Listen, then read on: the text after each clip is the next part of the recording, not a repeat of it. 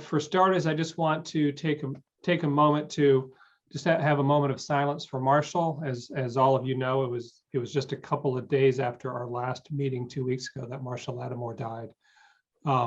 And we are going to put into chat a link to a GoFundMe page, and the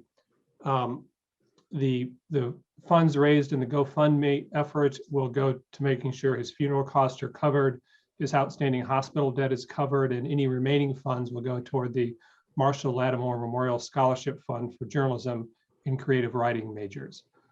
As you know, Marshall was the editor of the Atlanta Voice, and we were very saddened by the news 2 weeks ago.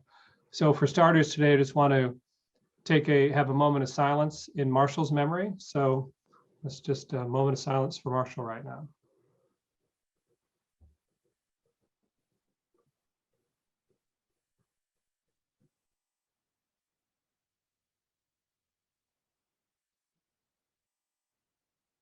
Okay, and so I hope his family and his friends and his colleagues at the Atlanta Voice are holding up well, and I hope they're able to raise plenty of money for both for the expenses and for the scholarship funds.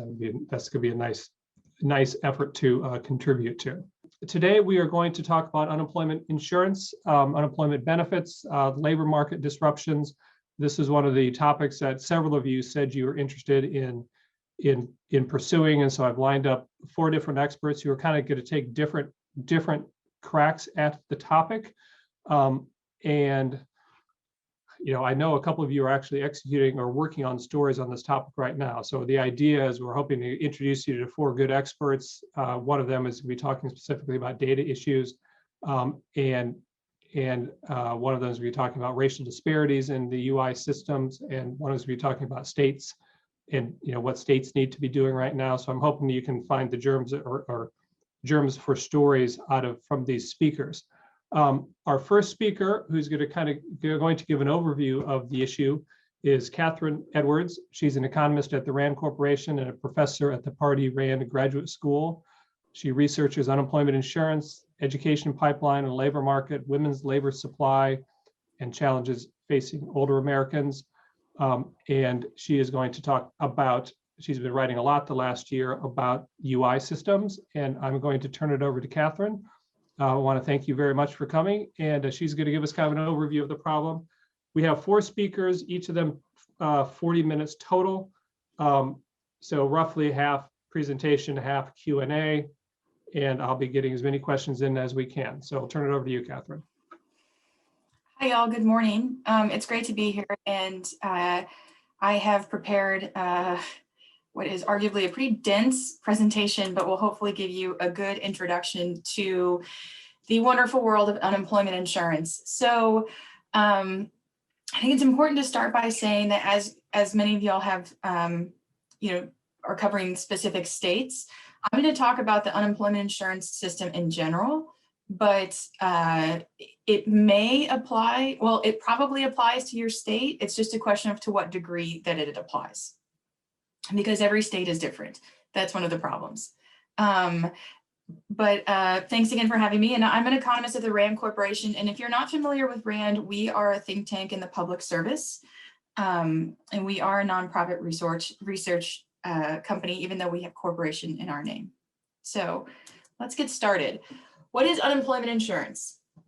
The basics are, it is a temporary cash benefit for individuals who have lost their job through no fault of their own and are willing and able to work. The key parts of that is that they're willing and able to work and that they've worked previously. So it's not a program for new job seekers. It's not people who are returning to the labor force after a long absence. It's really for people who have kind of a shock outside of their control where their job ends. The program is state-run. The benefits are administered by state workforce agencies, and the benefit formula is determined by state legislatures. So this is something that the legislatures should vote on and enact. Some states have automatic updates to their benefits. Some don't update them until they're voted on. And each state has a trust fund that finances the benefits. I'll talk a lot about taxes, but that trust fund is also managed by state legislatures. So these are the basics. For the most part, this program is bad, is a technical term. It has a lot of problems. Problem one, the vast majority of the unemployed do not receive unemployment insurance benefits, and receipt has declined greatly over time. So if we think that it's not supposed to cover everyone, but it should be covering more than, it was averaging around 28% before this recession. So that means most unemployed people do not have access to a cash benefit. And we'll talk about why. The other feature is that everything varies by state, including the benefit amount and the replacement rate, and those have also declined over time. And these trust fund balances, 19 are insolvent right now, and 34 were insolvent in the last recession, which means basically when the bill came of here's how much claims have come in and what you need to pay out this week, they didn't have any money left in the trust fund, and so they had to borrow from the federal government. So it's a program that doesn't do what it's supposed to do, doesn't give out that much money as it's supposed to give out, and is also out of money in a lot of ways. So this recession, that was all true in January of 2020. In March, as the pandemic was approaching, Congress passed the CARES Act, and this was the single largest intervention into unemployment insurance in its history. They did three main things. The first, which is probably the most drastic, is that they created the Pandemic Unemployment Assistance, or PUA, for workers who were not eligible for UI. So like I said, the majority of people the majority of unemployed people don't receive UI, and so they created a program for people who were ineligible because they hadn't earned enough or because they weren't in covered employment situations.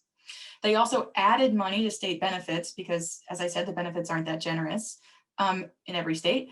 And when those expired, they've restarted them in different iterations, and they created an extension for the length of benefits. And I'll give you resources on where to find the details about this. But all of this is to say, I think, as you think about unemployment insurance, it's really three programs, right? There's the intended program. It's supposed to be a temporary benefit for workers who lost their job through no fault of their own that replaces about half of their wages. The actual program is one that has very low recipiency, very low efficacy, and has really eroded over time and is insolvent in a lot of places. And then there's this pandemic program that was created last year where, basically everyone who needs it gets it. It's generous, but it could expire, periodically as Congress decides whether or not to extend it. And those are really kind of the three programs we have right now. So why?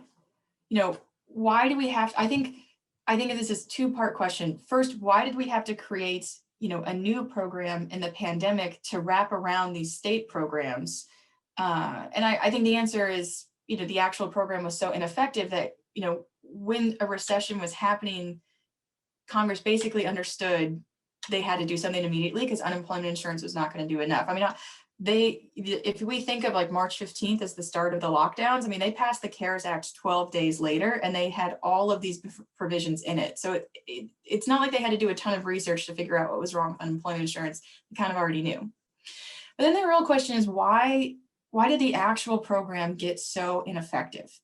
And I'll make the case that it's fundamentally flawed financing. This is not the only explanation, but I think this is one that's not generally appreciated. So let's go back to the beginning. Unemployment insurance was created by the 1935 Social Security Act, which also created old age insurance, which we commonly refer to as Social Security, and aid to families with dependent children, which we did refer to as welfare, but it was ended in 1996. So the two key features of unemployment insurance are: one, it is a state-run program in which legislatures determine the tax rates, tax base, earnings test, and benefit levels.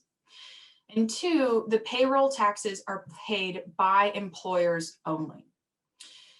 So there's two taxes, the state tax and the federal tax, the Suda and the FUTA. I'll talk about those in a second, but contrast this with Social Security, right? Social Security, it doesn't matter where you earned money. It doesn't matter, where you apply for money. You're going to get the exact same benefit no matter what, based solely on your earnings anywhere you apply in the United States.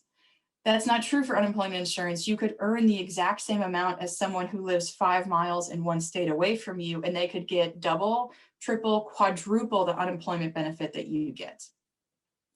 All right, but unlike your, when you look at your paycheck and you see FICA for the Federal Insurance Contribution Act, you are paying into Social Security and you see that on your paycheck. You've never seen SUDA and FUTA on your paycheck because you don't pay it, only your employer does. So these two components are unemployment insurance, basically their fatal flaws, right? The state-run program is where a lot of the I know that you'll be talking about racial disparity later this afternoon, but a lot of it comes in through the state variation, the lingering aspects of it. And then the taxes are paid by employers, which means that the people who pay for benefits don't actually receive any of them. All right, so taxes. The federal tax is called FUTA, Federal Unemployment Tax Act. It's 6% on the first $7,000 of covered earnings, meaning that you're in like a W-2 situation. But states that are in good fiscal and benefit standing are rebated 5.4%. So the actual tax paid for the federal tax is $42 per worker per year. The SUDA tax rate is what states determine. It pays for benefits and it varies based on, what the rate could be, anywhere from 0 to 11%, and what the base is, anywhere from $7,000 to over $50,000, depending on the state. But the two most important words on this page are the quote unquote experience rating. I don't know why I pointed, I'm sorry. Experience rating. What this means is for firms that you will pay a higher tax rate on all of your current and future employees if former laid off workers claim benefits. This is really a holdover from the 1920s. There was only, Wisconsin was the first state to have an unemployment insurance system, and this is how they designed their program. And the idea was that it would be a benefit to employers that they could retain part of their skilled workforce, but the more that they needed this insurance, the higher their premiums would be, right? That really doesn't apply today. People lay off workers that they never hire again. And so now we have created this kind of penalty for employers if a former employee gets the program. So this is tax. Let's talk about tax incentives. All right, on the state side, the idea that taxes vary by state means that there's a race to the bottom for have the lowest tax burden. And the example I give here is the second headquarters search from Amazon, in which they said in the proposal, the tax rates that have to be paid on employees is part of their decision making, right? And Amazon headquarters 2 happens in some version, in some form every day of businesses where decide where to locate and they take taxes into account. And a lot of states do not want to have a high tax rate. So they want lower taxes. Right, on the firm side, if Rand laid me off and I successfully got unemployment insurance, Rand would then have to pay a higher tax rate on the remaining 1,000 employees that it has. Right, this is a horrible incentive. So I give 2 examples. One is something called Suda Dumping, which was really active in the 90s, where companies would have experience rate go up. They would basically get so tired of these taxes that they would reincorporate as an entirely new firm. They wouldn't change their building, they wouldn't change an employee or their name, they would just reincorporate in order to reset their experience rating. And this was a practice known as Suda Dumping, and it was banned in 2005 by Congress. Another version is Equifax Workforce Solutions. About 1/4 of all unemployment insurance claims that are sent to employers for verification are handled by Equifax. So rather than, a firm has to say, I did not fire this worker for cause, rather than the firm filling it out, they actually send it to Equifax to handle on their behalf. And Equifax brags on their homepage for this, that they will reduce claims by, 4 to 20%, which they can only do if they prevent people from getting on the program or reduce the amount of time. So again, the incentives matter, and that's the employer incentive. And I don't say this to say that employers are bad people or that they're doing something wrong. I mean, they're just trying to reduce their tax burden, and they have a legal means of doing so. And then the last part is the federal tax can go up, and it does go up if states owe money to the federal government for loans to the trust fund. So you pay $42 per worker per year, but if your state owes money, that tax will go up. So So these are horrible incentives. I think taken together, you can kind of see that, federal government, the federal tax, the state tax, they're aligned in such a way that the people who administer benefits and the people who finance benefits are better off when fewer people receive them. So what this means is that states can, and many have, started to pursue a low benefit, low tax policy. And even states like Florida have admitted, Governor Ron DeSantis admitted that the application was designed in a way to deter people from enrolling in the program. Florida has one of the lowest recipiency rates in the country. So I think another question that is very fair to ask at this point is, if this is how the program looked in 1935, why is it not a problem until 2020? I mean, if a program has a fatal flaw in financing, surely it wouldn't take 85 years for that to become apparent. Well, there's two eras of unemployment insurance history, and I call them the war chest and the failure to reform. So the first starts when the program was created in the late 1930s and starts collecting taxes and paying out benefits. It just happens to occur in a time period that is immediately followed by World War II, which had full employment, greatly spiking employment to support wartime production, and mean virtually no unemployment insurance claims. The next 2 decades were the 50s and 60s, which was also a real boom period in our economy, which was associated with a lot of people working and very few people being unemployed. So this is a period of benefit coverage and expansion, because basically, whatever was wrong with the program, a lot of money can hide that. And most states' trust funds just amassed absolute war chest as the program was starting. All right, so the real turning point is the 1973 recession. It's a really bad recession. It has really high unemployment. It goes on for a while. And afterwards, Congress, who has had to intervene in the recession to extend benefits, they kind of come to the conclusion that unemployment insurance needs to be reformed. And so in 1976, they expand benefit coverage to employees for the last time, and they create a commission on unemployment insurance reform. The commission comes out with a report in the early 80s. Not a single recommendation is voted on or adopted. All right, fast forward 10 years later, we have another terrible recession in the 1990s. There's a lot of unemployment. The system has to be intervened upon, and Congress creates another commission to decide what to do about unemployment insurance. It issues its report a few years later in the late 90s, and once again, none of their recommendations are voted on or adopted. So we've had 2 commissions over 3 decades that have said unemployment insurance needs to be reformed that we've never followed, right? And so I think that this is kind of a weird era in a public policy program to say we're in a 5-decade period of openly acknowledging that the program has severe flaws, but not doing anything about it. And there are several reports from the Government Accountability Office that date back to, like when I was born, outlining the exact problems that I've put in this presentation. So I'll leave and kind of end by saying that the question that I always think helps explain this, kind of like the what, the who, the why, is who does unemployment serve? Right? We think of it as serving unemployed workers by giving them benefits, but the unemployed are not a permanent constituency. You become unemployed and then you go back to work, or you leave the labor force.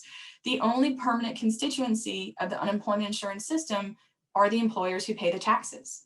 And their incentives are pretty clear. And I think it tells a very sensical story as to how we arrived at where we did, of having this program we're supposed to have, but don't really have, and Congress has to create a new one in a recession.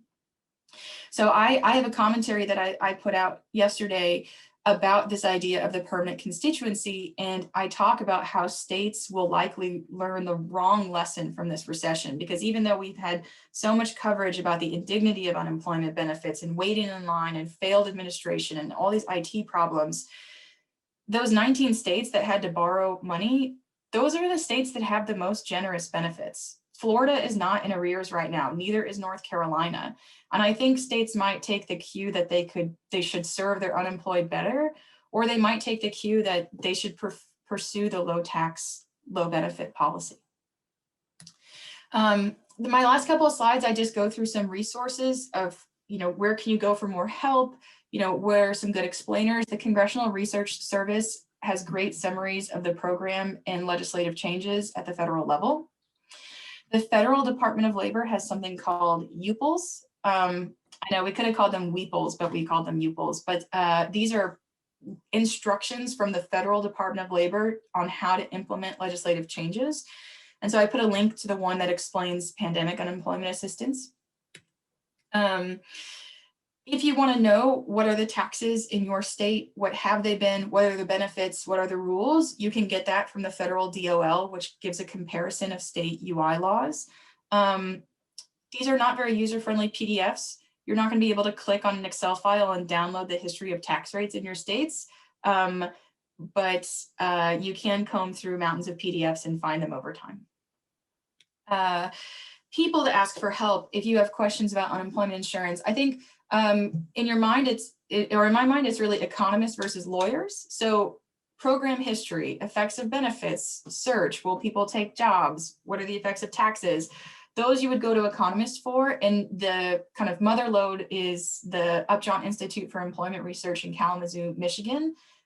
They have the greatest knowledge base about unemployment insurance anywhere in the country. Guy's name is Chris O'Leary. He's incredibly nice. If you want to know about legal access to claims and how it is being implemented, I think you'd be better off talking to lawyers. And there, the National Employment Law Project is kind of the headquarters. And I know that Rebecca Dixon, their executive director, is talking to you later today. All right, then there's scattered experts around the other think tanks. Andy Stetner is at the Century Foundation. Liz Panicotti is at Employ America. And there's also myself, who have written a lot about unemployment insurance. So that's all federal. For the states, I put some links to some think tanks that exist in different states. But if you have a question about access to benefits in your state, you should find someone at Legal Aid. They cover employment law, and they've been handling a lot of the unemployment insurance appeals.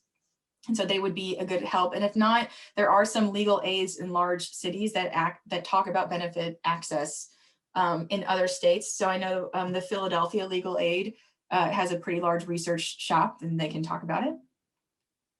I also put in here some primers of just where you can get what I just said, but better and more articulate. There's a great visual in the New York Times. There's a segment on Last Week Tonight with John Oliver, which was a personal and professional high for me because he thanks me in the credits. And so, we've peaked. I mean, I've peaked. And then there's some on why it's so hard to get benefits in the administration, as well as I've written a ton. Here's all my stuff, which you can go to as well. And with that, I can stop and take questions. I realize that was a lot, drinking from a fire hydrant, but I'm happy to answer anything or go back. I think we should just drop this and go watch the John Oliver segment.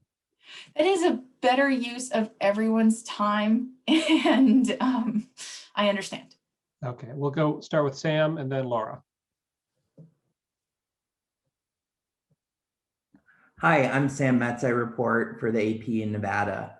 It seems like a lot of states are having similar problems with like computer issues, phone line delays, and just technological malfunctions that are stopping people from getting their benefits. I was wondering if there's a path to solving some of those issues. I know it probably costs money, but is there something that states should be doing to reform these systems?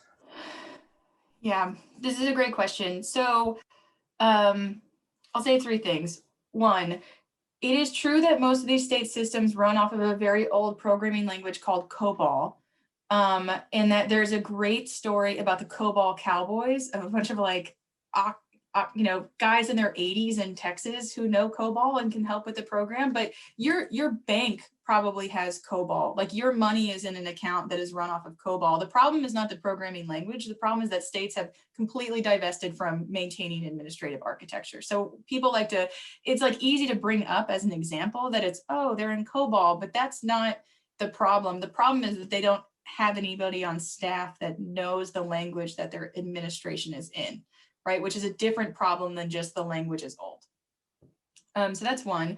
Two, yeah, so states actually have done a lot in recent years to modernize their administration, the Vox piece I sent, or I put in the slides, shows this really well. That doesn't mean it makes it easier to get benefits. Like Florida's system in particular is so onerous, but it's brand new. I mean, they just paid millions of dollars to Deloitte to redesign it.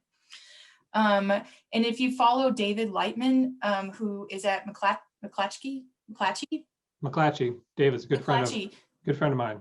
Yeah, so he has a series of articles about the Deloitte kind of servicing of the California system over the years and how states are dumping all this money into contractors to revise their system. And it just doesn't, it's like this money is like you open the window, it blows out, and you still can't apply for benefits. So, is it a matter of just like waving a consultant wand and fixing things? No. Is it a matter of they just have an old program? No. It's truly that it's like a full-scale divestment of maintaining administration of this benefit that has many visible signs today. As far as how to modernize, it would take staff, right? That's part of it. I mean, these offices have such low staffing relative to what they were in the 70s. So it's, I think maybe it was California had to hire like over 1,000 people in months just to handle claims. And y'all, there are contractors, like Deloitte has like a warehouse, I think in Illinois, that's just people answering the phone call for UI claims. I think they make $50 an hour. Like there's so much wrong with that. So I'm gonna stop there. That's very good to my question. Next one. Okay, so let's go to Laura.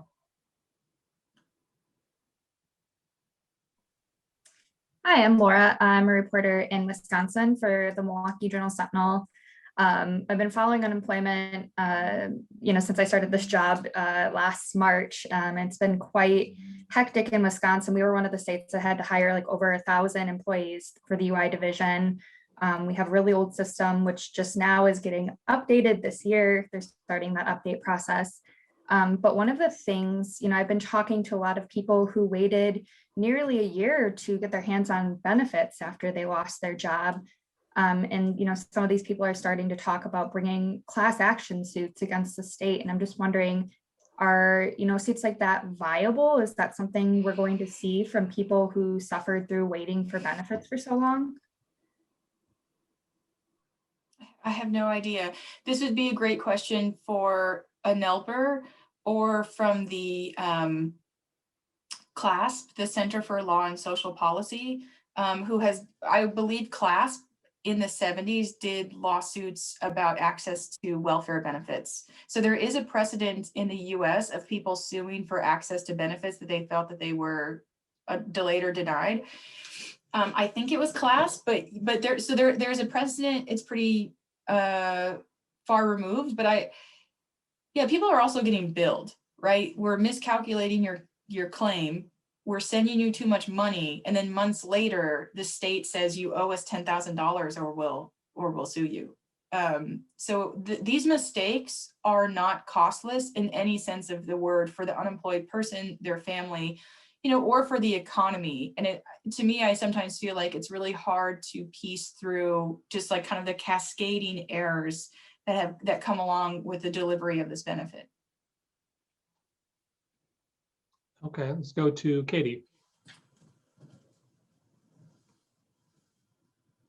Kansas was another one of the states that has really struggled both this year and has blamed a lot of it on that old IT system. Is there anything that the states walking into the pandemic with those really outdated systems could have done in the past year to lessen the load on beneficiaries that just aren't able to get a hold of anyone and aren't getting their payouts?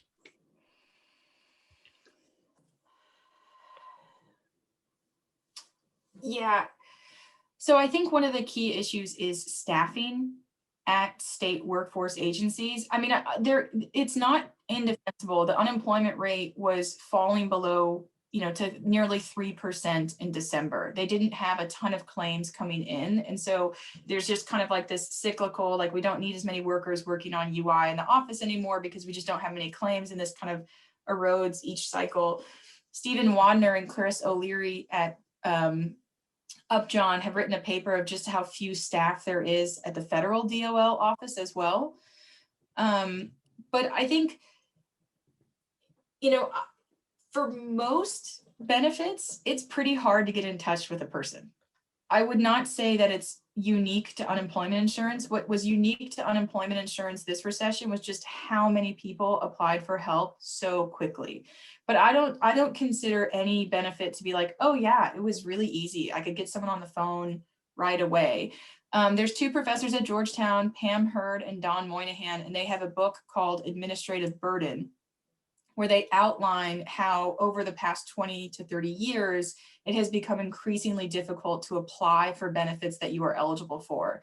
And so they make the case that administrative burden is a way to keep people from getting benefits.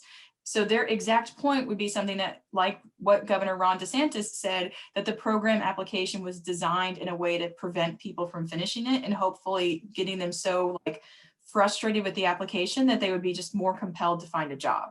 So they actually wrote that book. It came out last year, and then this happened, and he said that, and it very much proves their point that these are not accidents of IT. These are deliberate choices by state to make their benefits, pretty inaccessible in their application process. Okay, we'll go to Tiffany and then Jarvis. That'll probably be it for this segment. So Tiffany.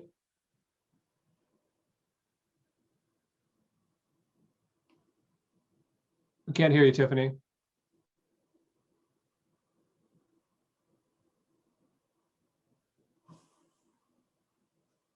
that better? Yep, now we can. Okay, thank you. I'm Tiffany Stecker, and I'm a reporter for Bloomberg Law in Sacramento. And I know you mentioned the $7,000 tax base for FUTA.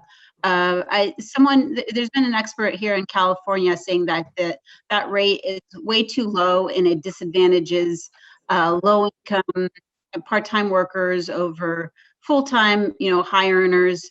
And I'm just wondering if you think that that is a central part of what needs to be reformed here and expanding that tax base so that employers pay beyond that $7,000. Yeah, so this 7,000 is the federal limit, and then the states set their own tax base. So I think a lot of states are also at 7,000. And then if you want an example of a good program, is anyone here from Washington State? They're like, don't need to come to the unemployment insurance one. Our state does an okay job. You guys are like, no, I'm in from one of the dumpster fire states. Yeah, that's most of them. Washington State has a tax base that's over $50,000 on their state benefit. So they are an example of a broader base and rate, and they're one of the few high tax, high benefit states. Most of them are low tax, low benefit, but no, I mean, this program, to me, it's always about the money. Like, is there money sufficient in the trust funds to cover benefits, and are states incentivized to increase that money or decrease it? If they want a lower tax base, they decrease it. The federal tax rate and base haven't been increased since the early 80s. And so I would say a tax base of about $50,000, would to shore up funds. The Government Accountability Office has recommended that in the past. But your question got at the regressive aspect of it. And it's like Social Security, unemployment insurance is a social insurance program, which is financed off of a payroll tax, right? It's not general income tax revenue, it's taxes on wages. They are regressive, right? Because they tax the first X thousand of earnings, not the top 10,000. Right. So that means that a person who makes $7,000 a year and a person who makes $700,000 a year would pay the exact same in their unemployment insurance tax. Now, it's thought that the regressive benefit, especially in Social Security, is matched with a progressive, the regressive tax is matched with a progressive benefit, right? It should have a higher replacement rate for lower earners. And this is kind of the trade-off of a social insurance system, that the taxes aren't great for poor people, but the benefits are. In Social Security, that tends to work out really well because it's a very well-maintained program that's very well funded and has a kind of an ownership of benefits from the people who receive it. But that's not true in unemployment insurance because the benefits are so low and so few people have access to them. Last thing I'll say on this is that the minimum earnings required to get unemployment insurance does mismatch with the taxes paid. So like you could pay the full unemployment insurance tax in your states, but you could earn too little to actually get a benefit. So that's where the hole exists for these programs.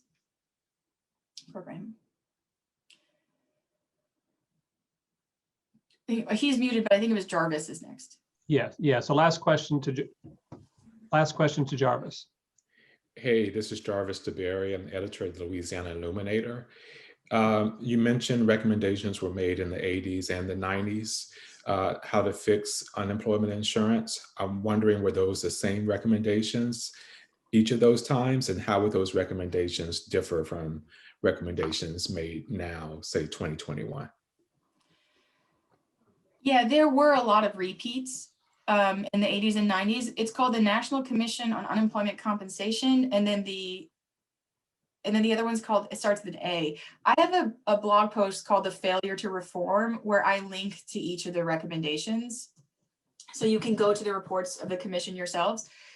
Those reforms were really about shoring up the federal-state partnership, like telling states how to maintain their benefits and have them indexed and updated annually, as opposed to at the whim of the state legislature, how to increase taxes, and also how to kind of sort people who become unemployed. I mean, the average duration of unemployment has increased dramatically over the past 40 years. People don't become unemployed from their factory for a short period of time when the economy slows down and then get hired back. I mean, you're laid off for good.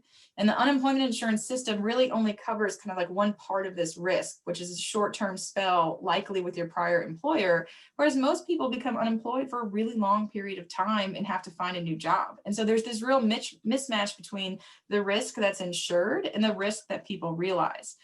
One of the ways that even in 82, they saw this is that they said it's much harder for people who are older to find a job, and that benefits should have an age determination. So that if, because if you lose your job at 25, it is very different than if you lost your job at 55, right? 55-year-olds can have a much harder time finding a benefit or finding another job. And so that was one of the many ways that they saw that the labor market was evolving and the program was not. I think today, a lot of experts would tell you that this federal-state partnership is just not tenable. It's just states have shown pretty clearly that they are not going to maintain stewardship of these programs, and that they do not value benefits or beneficiaries, and that it's too expensive for them. They don't like these benefits. They don't like these taxes. They don't like the administration, and that it's time to kick this up to the federal level. And I think one thing that we talk about today that we did not talk about in the 90s commission or the 80s commission is that so long as a benefit varies by states, it is almost universally the case that Black people will get less on average, because Black people and white people don't live in the same states to the same degree, right? Black people are not randomly distributed across the country. They're concentrated in certain parts. 1 in 4 Black people in the US, or 1 in 4 Black workers in the US lives in Texas, Florida, and Georgia. So long as those states have determination of what the benefits are, there's going to be the case that white people will get more because more of them live in Massachusetts and Washington, and Black people will get less because more of them live in Mississippi and Georgia. And so I think that's an argument today that I didn't hear, that you won't see anything about it in the 80s commission or the 90s commission, but it's something that people are talking about today. Okay, and with that, we need to draw this session to a close. Sam, I see your hand up, but we need to we're a couple minutes behind. Our next guest is with us, but I want to take a 5-minute break to let everybody refill their coffee and to get set up with our next guest, Till von Wachter. So Kathryn, I want to thank you very much for coming by. It's a great presentation with lots of great resources, which will be very helpful for all the journalists. So thank you very much. And everybody, let's take a 5-minute break, and we will get started with our next speaker at 11:49. So 5-minute break. And Lucille, yeah, we'll have the slides posted online, and we'll send you a link for all that as well. Till, can you hear me?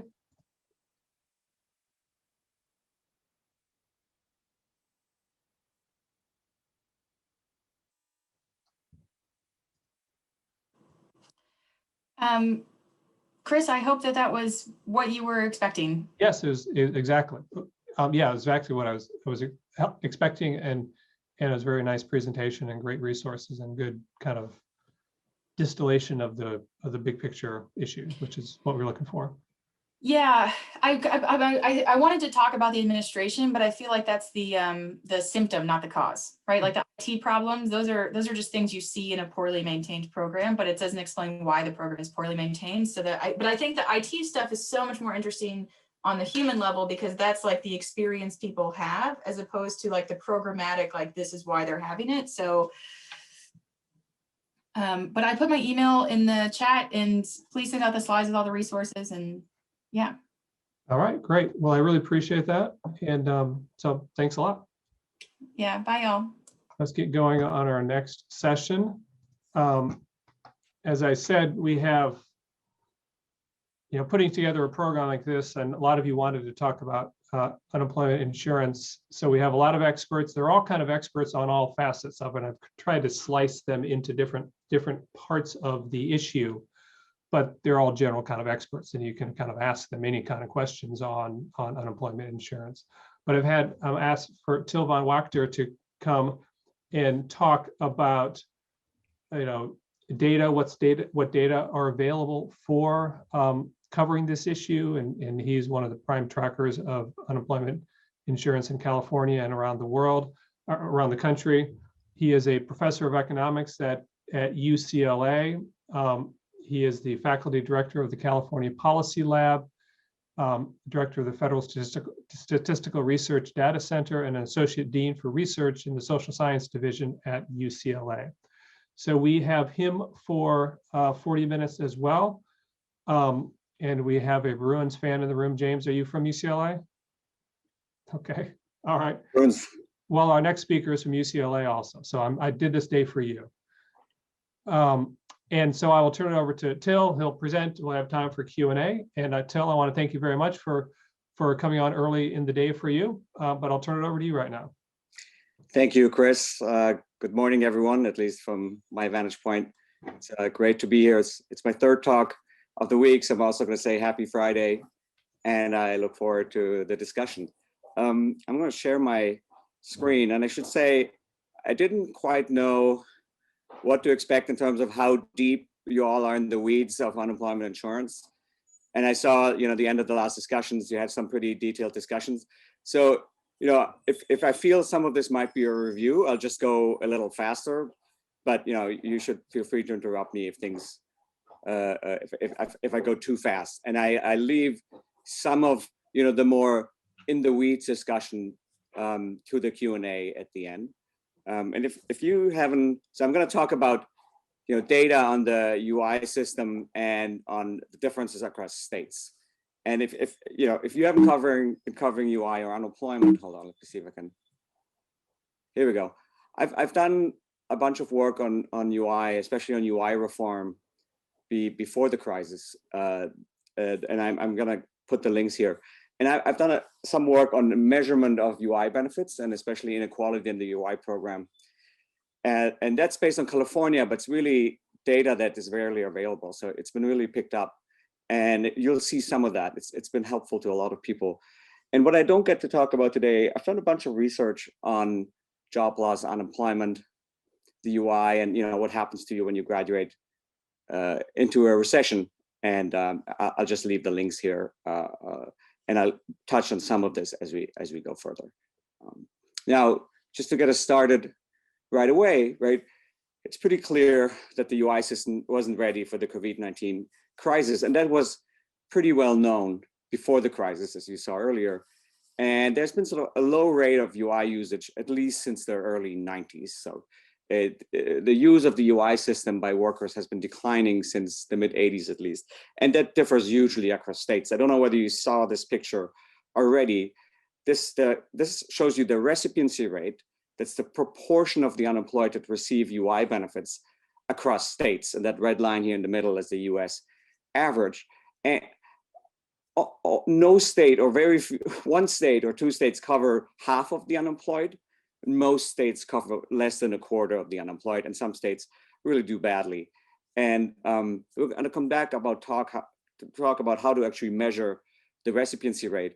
But this is sort of a key measure. You know, if you were following this last year, the CARES Act that responded and sort of grew UI in response to the COVID-19 crisis singled out the recipiency rate as a key measure to improve. And you can see why. There's just a tremendous disparities, and a lot of states do really poorly in covering their unemployed. Now, as you probably sort of already discussed in the last session, the system is managed in the federal state partnership, and that creates some complex dynamics. And it also points to some of the things that we want to look at if we want to understand difference across states, right? So you know, states set the benefits, the eligibility parameters, and the tax rate. So there's a tremendous amount of flexibility, right? But the funding and the payment is occurring in a pretty fixed state federal framework. And that creates a complex dynamic that has led many states to start to limit the generosity, and what is more, limit the access to the program in many small ways that are actually hard to put on paper.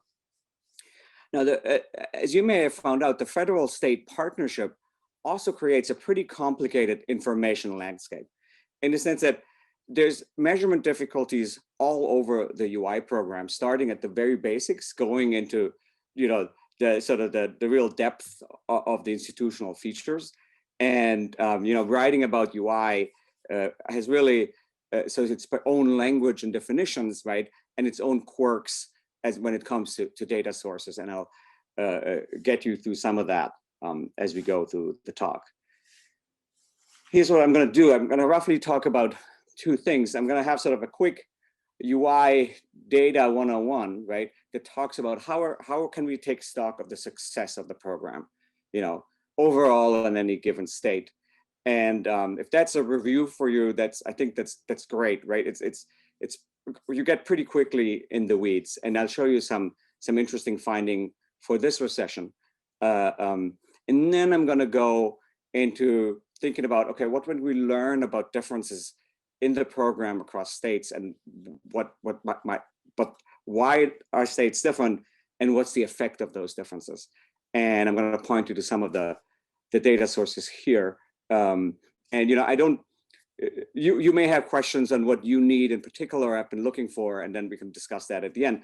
And if we have time, I'll put in a bonus on short-term compensation. That's a pretty interesting program to talk about. Now, let's dive right in. So here's just a brief overview of the life cycle of a UI claim. And that's very closely connected the way the statistics are set up, right? And you know, a worker loses a job and files a claim mostly online nowadays. And that's been an issue actually for some workers, especially for low-income workers. And that's called a new initial claim. So once you hit that send button on your claim, you're part of the official statistics as a new initial claim. Then the agency verifies eligibility, you know, and if the worker's approved, they get what's called regular UI benefits. And at that point, you don't get benefits yet. The worker has to log on or call in or fill out a paper form that says, I'm still unemployed, I'm ready to receive a job. And in regular time, you also have to say that you're searching for a job. That's been waived in most states during the crisis. As soon as you certify for benefits, you say you want benefits, you're called a continuing claim, right? Now, a continuing claim is from the first week all the way to, you know, if you have 100 weeks, right, that's still a continuing claim.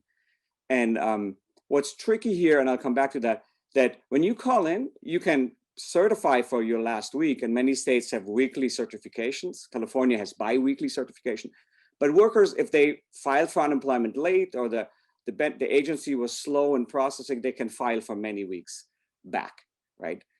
And what's interesting, and many people aren't aware of that, you can work while receiving unemployment insurance benefits, just not full time. You work up to a certain point, and that's called partial UI benefits, and that's been pretty important in the crisis.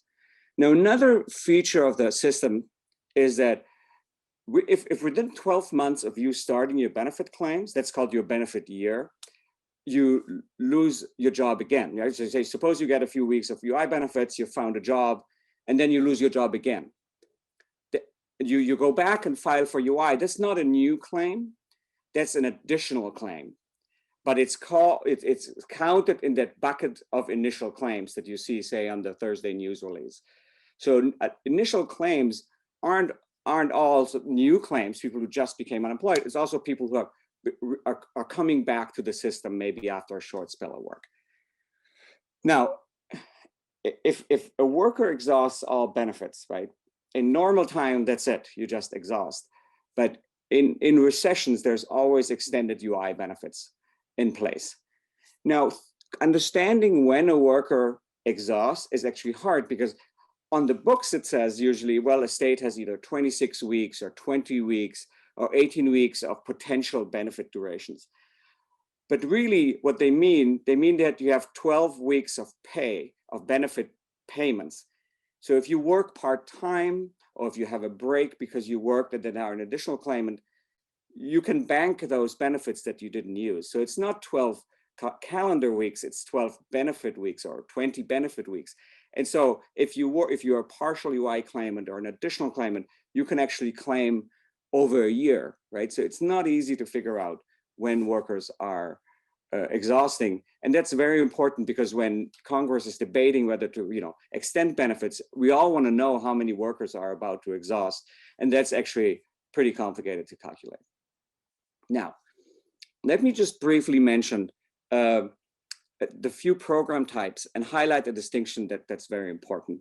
And again, if that's a review, that's better. And sorry for those page breaks. It's a magic of switching from one computer to another. So there's a regular UI benefits. And the key thing to know those are always 100% funded by the states, right? Extended benefits, there's a state program and that's shared by the state and the federal government. And then there's, in every recession since, over the last 50 years, there's been emergency unemployment compensation.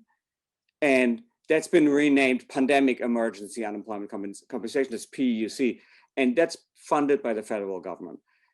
And then there's something called disaster unemployment assistance. If you're in the states where hurricanes hit or floods hits, that's called DUA. Well, in this crisis, they've renamed it PUA and extended it more broadly, right? And then there's another program that's also runs under the UI program, which is called work sharing, where you can get UI benefits while still being on the job. And currently that's also paid fully by the federal government. And as you were talking at the end of the last session, these payment distinctions end up making a huge difference for the UI program. Now, with that, I'm gonna sort of dive right in, assuming that this was sort of the quick review, and show you some of the figures from California, because you can see stuff here that you can't really see in other states. And it helps you to think of, okay, if I'm looking at my own state, what might be going on under the hood, so to speak. So what this figure shows you really since the beginning of the crisis last March, it's in every week, the total amount of initial claims. And the red and yellow bars are regular initial claims, and the blue bars are PUA claims, which were particularly important in this crisis. And the first point is, a year in, California's initial claims every week, the total, is still higher than the peak of the Great Recession, okay? So we're doing better, we're not exactly doing great. And that's true in many other states. But the thing to notice is that if you look at what's happening under the broad umbrella of initial claims, right? The new claims of regular UI, the red bar, is really low. It's almost really close if you compare to February last year. February last year, we're back to where we were before the crisis. But what's really high are these additional claims, meaning these are people who lost a job, got UI and found a job again and lost their job again, right? And this churn in the UI system has been a remarkable feature. And that it's very frequent in sort of in some sectors such as accommodation and food. These are exactly the sectors hit by the crisis where workers are coming back on, going back on UI, going back to work, going back on the UI. And that's been sort of a remarkable feature.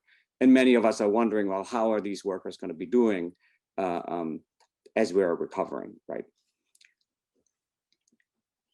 And one thing to remember here is what this also means besides that there's a lot of churn in the system, that if you look at the total initial claims in a week, say from the Thursday news release, there's a lot of double counting here if you just want to know how many people have ever claimed in my state.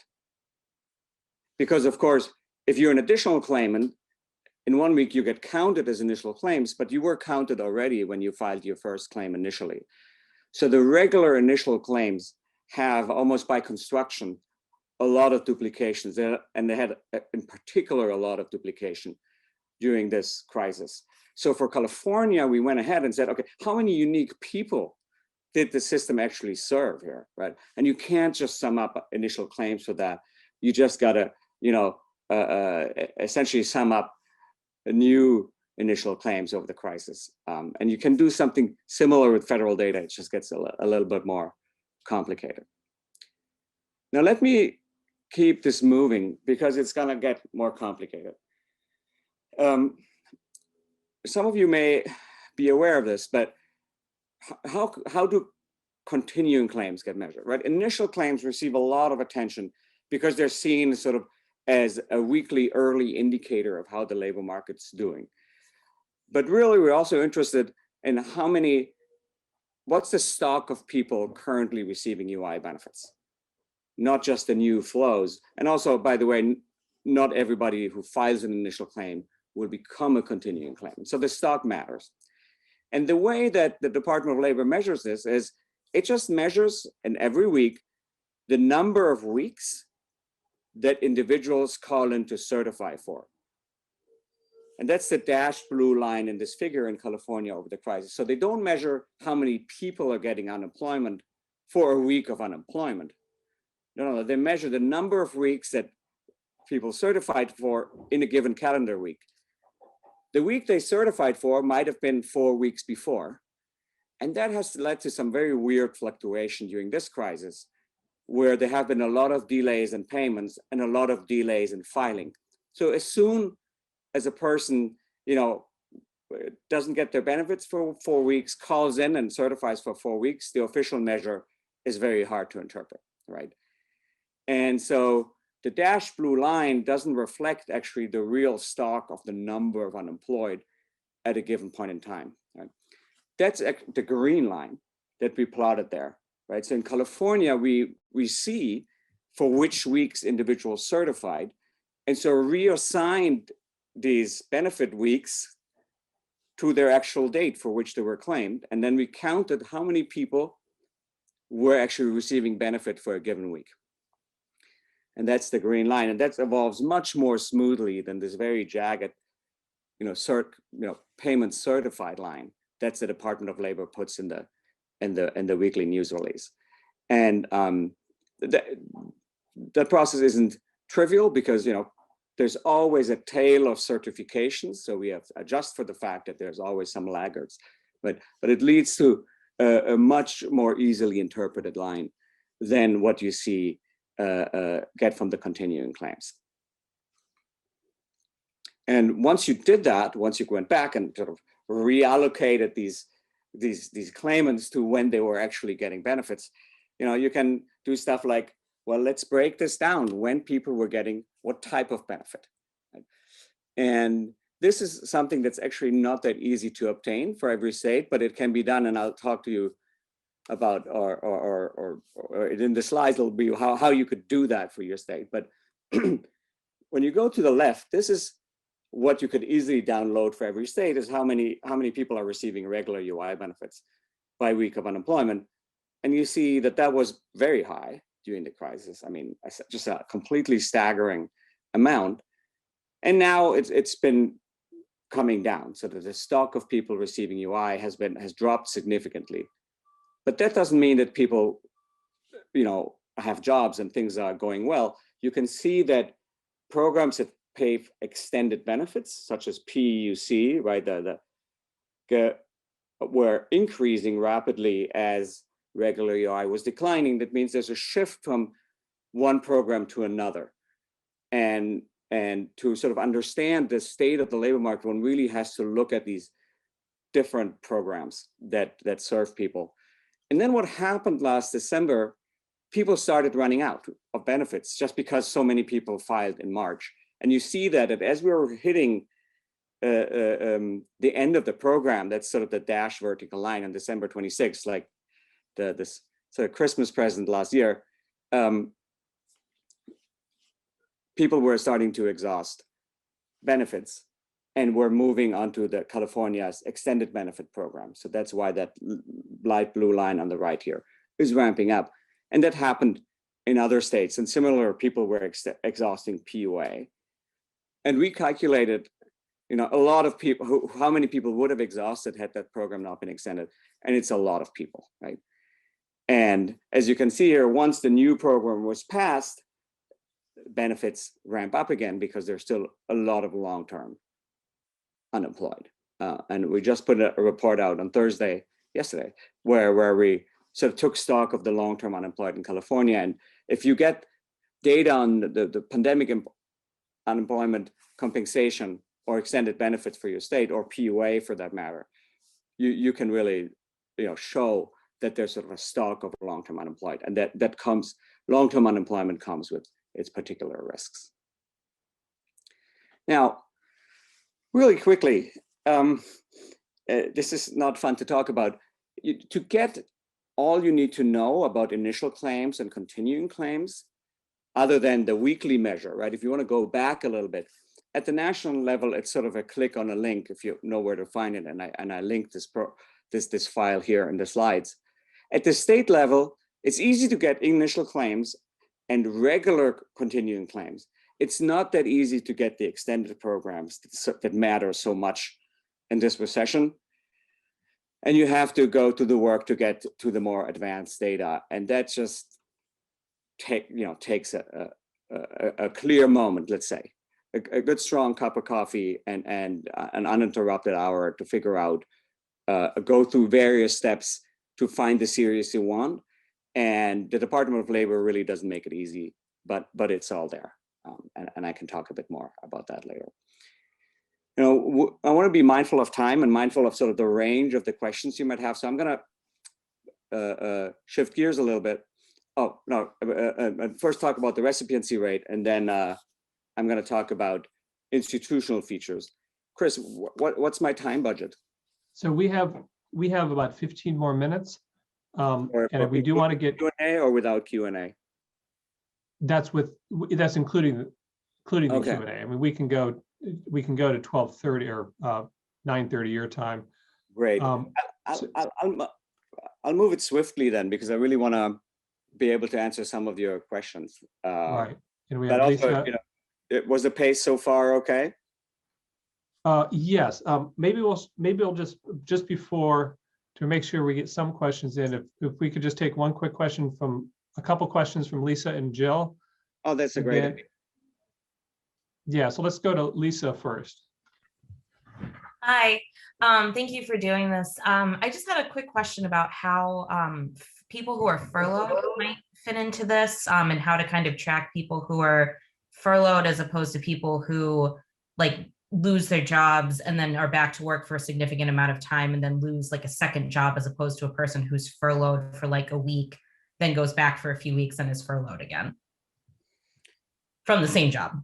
Yeah, so furlough was a particular feature of this crisis, and here's why that matters. In general, well, let me take a step back. So if your employer sends you home and expects you to call you back, you are eligible for UI because you're on temporary layoff. Then you don't have to search for a job. And so you would be in this data, and you could come up like an additional claimant, right? You get UI for a little bit, maybe you work part-time on your job, so that's partial UI, and then you come back and work full-time. And if you then lose your job again, then you're an additional claimant. Does that make sense? Yeah, I guess my question was, is there any way that shows up differently than a person who oh, well, I guess that would mean that it would then be a new initial claim if someone actually got a second job and then lost that job too. So UI doesn't necessarily distinguish whether it's your first or second job. It depends on That's what I was wondering. Okay. right? So if you're working or not, so if you had two jobs that made 100% of your income, you lost one, well, then you can file and have partial UI while you're still getting earnings from that first job. Do you see what I mean? As long as you were eligible, and then you're saying, yes, I'm looking to be a full-time employed person again. Okay. Yeah. Thanks. All right. Yeah, they don't track that in as much detail, unfortunately. Right. Yeah. Joe? Thank you for doing this. I was just wondering if you all had research on some of the job sectors that have been hit the hardest with unemployment claims, and which sectors might rebound the slowest as we progress out of the recession. So that's if I understand the question right, the question is whether which sectors might be rebounding faster or slower. And unfortunately, just sort of we in California can see unemployment insurance by industry. That data is available deep in the vault of what's in the Department of Labor's data. So you could dig it up for your state, right? Just to get a sense of, say, how many long-term unemployed are there in the restaurant industry, or in retail and social services, to some degree in healthcare, paradoxically. It's probably easier to just go to the current population survey, because they publish number on the long-term unemployed by these sectors, by state. And that's likely an indicator for which states, which industries have been, growing the slowest. And that's what sometimes people use to, try to assess, well, how many individuals will probably take a longer time to recover. And so there was this, and I'm gonna just briefly talk about the current population survey right now, actually, because the previous question on furlough is another question where there's survey data that might help, right? So the UI data is interesting because it usually covers just a fraction of the people who are unemployed, and everybody else who doesn't get UI, right, or doesn't apply, isn't really counted. And so you have to go to the current population survey. And then particular things happen if you try to put these together, and that's regularly done when you calculate how many people are actually getting benefits. And that's sort of a typical measure of success, the UI recipiency rate. And that's simply the ratio of the continuing claims, the people who are getting benefits right now, over the total number of unemployed in the current population survey. And we've already talked about issues with the continuing claims, and there's more, right? Is that typically, even though again they're sort of hidden somewhere in the vaults of the Department of Labor's data, we don't really see use of the continuing claims by demographic or industry. So you rarely see recipiency rates by race, for example. And I'll show you a picture in just a second. The other issue is, you're probably well aware that measuring the unemployed is just hard. And there's a range of different definitions here. And most people believe, and I agree with that, that the official unemployment rate accounts too narrowly. And in fact, in this crisis, so many people were home and said that they were employed, so they were furloughed, right? So they should be counted as unemployed, but they weren't. And so there was this debate last summer of whether the unemployment rate, the official unemployment rate, was actually too low, right? And there have been some adjustments that the Bureau of Labor Statistics publishes, right? Another frustrating thing with the unemployment rate is that, at least by state, you don't get timely data by race, because the data gets too noisy. And so it's hard for California, which is a large state. We only get unemployment rates by race on a 12-month average. Well, that wasn't really good in this crisis at all, right? And so we really need better data to get a better recipiency rate, especially when we are so aware that the system treats workers so unequally. The question of unequal coverage for Black workers came up. That is a real concern throughout the country. The same is true, especially in California, for Hispanic workers. So, just flagging a few issues here. We cut the Gordian knot here in California. And just to give you a sense what you can do, we got the Department of Labor here to publish unemployment insurance numbers by county. In fact, in our case, we calculated it ourselves because we embedded an employee in the California Department of Labor. With the unemployment insurance numbers by county, the CPS does publish county level unemployment rates. So you can get a recipiency rate by county. So for each county, what's the fraction of the unemployed that receive benefits. Now, it's an unfortunate feature of this country that especially race is quite segregated, and poverty levels are also quite segregated across space. So having recipiency rate by unemployment by county is really helpful. And I just want to point you to that, because you got to be aware how much inequality there is in the system. This is in California, and you see in January, February last year, the total recipiency rate was about 20%, right? That's what we had seen at the outset. Recipiency rates can be really low. It really started jumping at the beginning of the crisis and has crept up. And we're now at recipiency rates close to 90%, which is a head scratch in its own right, but in principle a good thing. Now, what you see in every given month, you see the counties as these little bubbles, and LA County is this giant blob there. There's about a 20 to 40 point gap in the recipiency rate across counties in California at any given point in time, right? So the peak of the crisis in July, some counties had a 50% recipiency rate, some counties had an 80% recipiency rate. And the important thing is that this degree and coverage of the system was really closely correlated with the type of residents in a given county. And this is shown here. So I'm going to take these little bubbles, the dots, which each represent a county, and I'm going to say, well, do poorer counties have higher or lower recipiency? Okay, well, hopefully we'll get him back in a second. I'll try to we're running short on time. You will have full access to his PowerPoint, and hopefully we'll. Hey, Chris, I'm on. Should we just make a few points? There's a power outage here in Santa Monica, which oh wow, okay, is unfortunate. Can you share my slides by any chance? That's Tiffany, great. is your question hand up from last time still, or is that a new question? I have a new question. Okay, well, let me the answer to your question is both, but forgot to put it down last time, but I do have a question. Okay. So Till, I'm up on the. Yeah, why don't you move this? If you could move this to the next slide. Okay.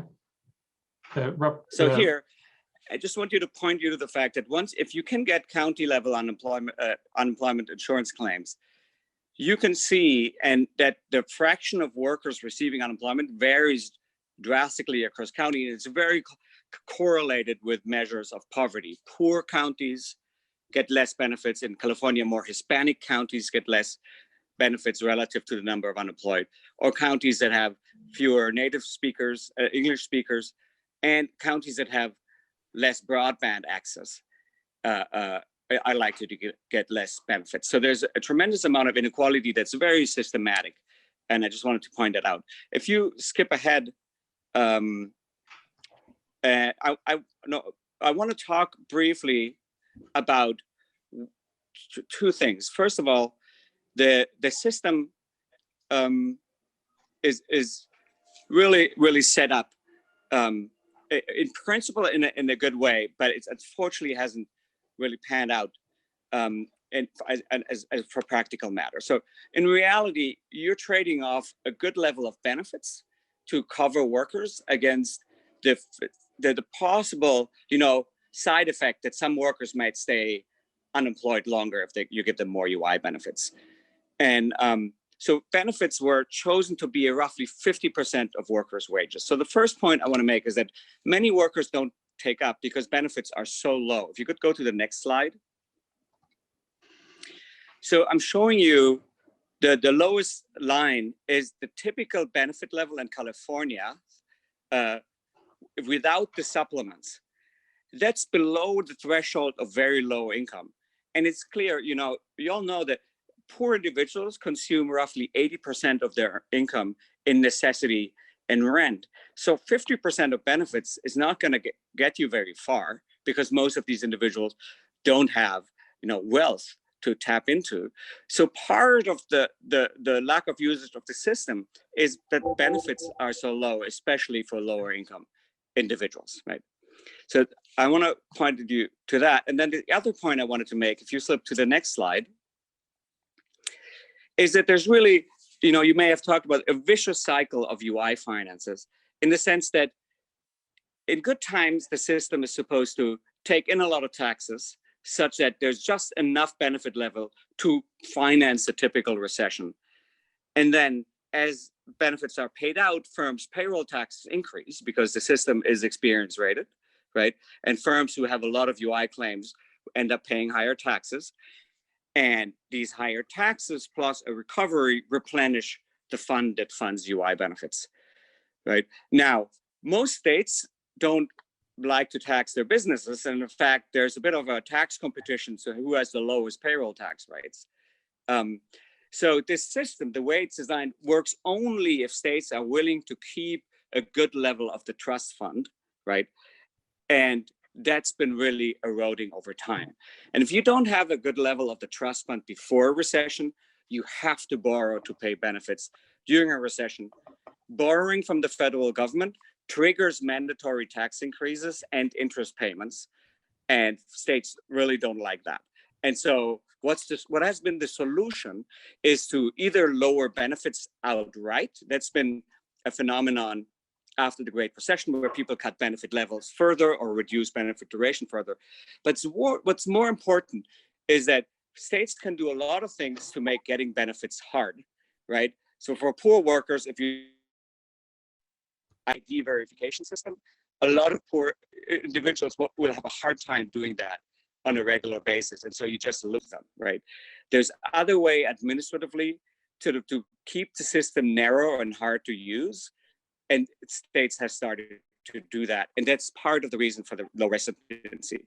So the reason for this low recipiency and inability of the system to really serve a lot of people is sort of built in and has come to be in sort of over 20 years as states have stopped funding the system essentially, and instead made it harder to access. So if you go down, yeah, I'm just going to, last slide, I wanted to point you to one thing. One more.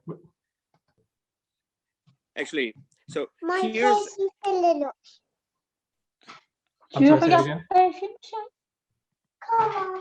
It's very cute.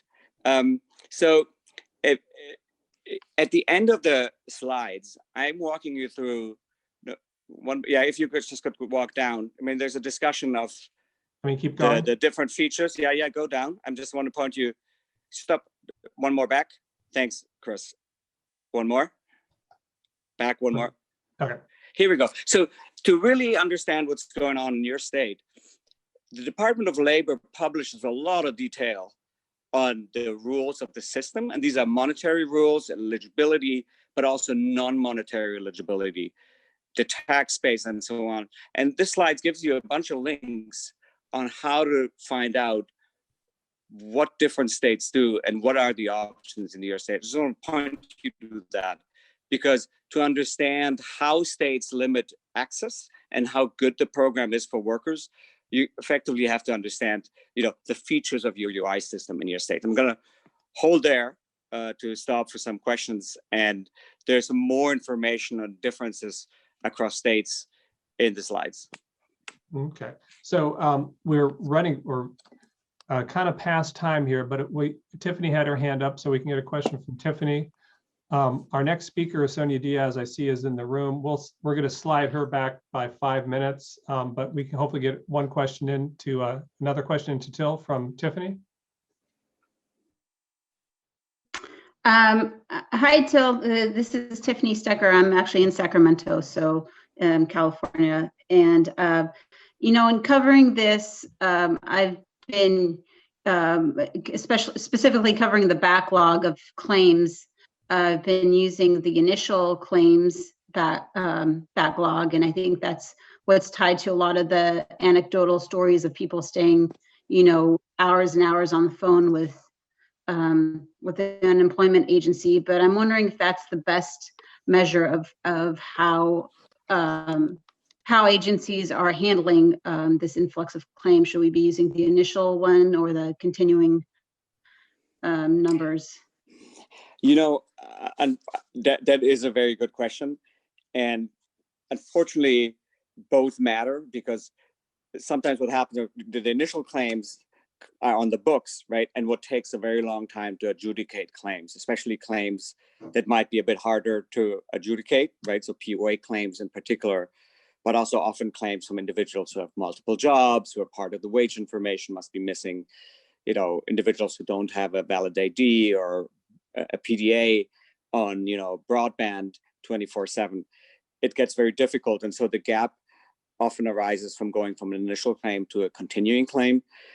And what's unfortunate is that here we can't rely on the standardized reporting that each of us can get access on the web if we just have, the grit to get to it.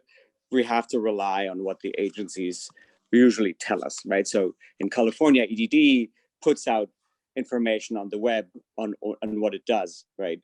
But that's often not sufficient to really understand the depth of the problem. That's true for other agencies. But both both initial claims and continuing claims will matter for that. Okay. One final short question? Anybody have one? No. Okay. Well, Till, I'm sorry to kind of rush along at the end there, but the fellows will get full access to the PowerPoint, so that all these great resources you've linked to will be very, very helpful for us. And so I want to thank you very much for putting that information together and for coming on to present and to take the questions that you did. And absent any final questions, I'll thank Till very much. So thank you very much, Till. Thank you, Chris. Thanks, everyone. Continuing on, we now have our second UCLA Bruin of the day, all for James. Sonia Diaz is the founding executive director of the UCLA Latino Policy and Politics Initiative, a think tank that addresses domestic policy challenges facing communities of color. She served as policy counsel to U.S. Senator Kamala Harris during her first and second terms as California AG. I've asked Sonia to come talk about UI and labor market disruptions, looking at the racial and demographic disparities on it. And she'll talk about that. We have her for 40 minutes, although we're starting this a little bit late. We have a little time I can steal from the next break. And so we will still be able to hear from her in full. She'll present for 20 minutes or so, then we'll have time for Q&A. So I kind of know how many questions are out there. If you think you have a question before we get to the Q&A, until we get to the Q&A block, if you could put your hand up so I kind of know, do I have 10 questions to try to have time for? Do I only have 5 questions? Or sometimes we've had 20 questions. So I'm trying to just kind of juggle that. So if you think you're going to have a question, it's helpful to get your hand up earlier rather than later. Okay. All right. So I will turn it over to Sonia. Thank you very much for coming. Awesome. Hi, everybody. Really happy to be here. I'm going to talk to you about research that my center has been doing, and under an umbrella that I really talk about the failure of systems and really the but why. And this has to do with population demographics and the fact that there is, a shared future amongst an aging white electorate and our workers of today and tomorrow who are racially and ethnically diverse. So I founded the Latino Policy and Politics Initiative. We are housed at UCLA. We have over 4 dozen faculty. We focus on research. We also do mobilization and leadership. We believe that there's no American agenda without a Latino agenda. This is similar. There's no American agenda without an Asian American agenda, without a Black agenda, without an Indigenous agenda. It's the need to understand the data to improve governance. Today, I'm going to talk through this kind of frame of failed systems and why in relief and recovery, despite all these investments, some Americans are still losing out. So this is just to kind of take you all through the jobs report that comes out of the Bureau of Labor Statistics. So what's really important here is that, you know, we just saw an abysmal showing of job losses for Latinos, 252,000 jobs during this period between November and December. Now, the only group during this period to actually see a net gain was white workers. So again, this was the December job report. Going into January, I think that this is really important, again, to consider that things are unequal and that there are racial and ethnic contours to everything. So in January, we finally saw that the national rate of unemployment dropped. And we saw that this was true for white workers, men and women, Latino workers, men and women, and Black men, who experienced decreases to their unemployment rates. Yet Asian workers, and this is an interesting part of the data set, they do not disaggregate by gender for Asian workers. There was an increase in unemployment. It was a net positive 1% increase. And for Black women workers, it was 0.1%.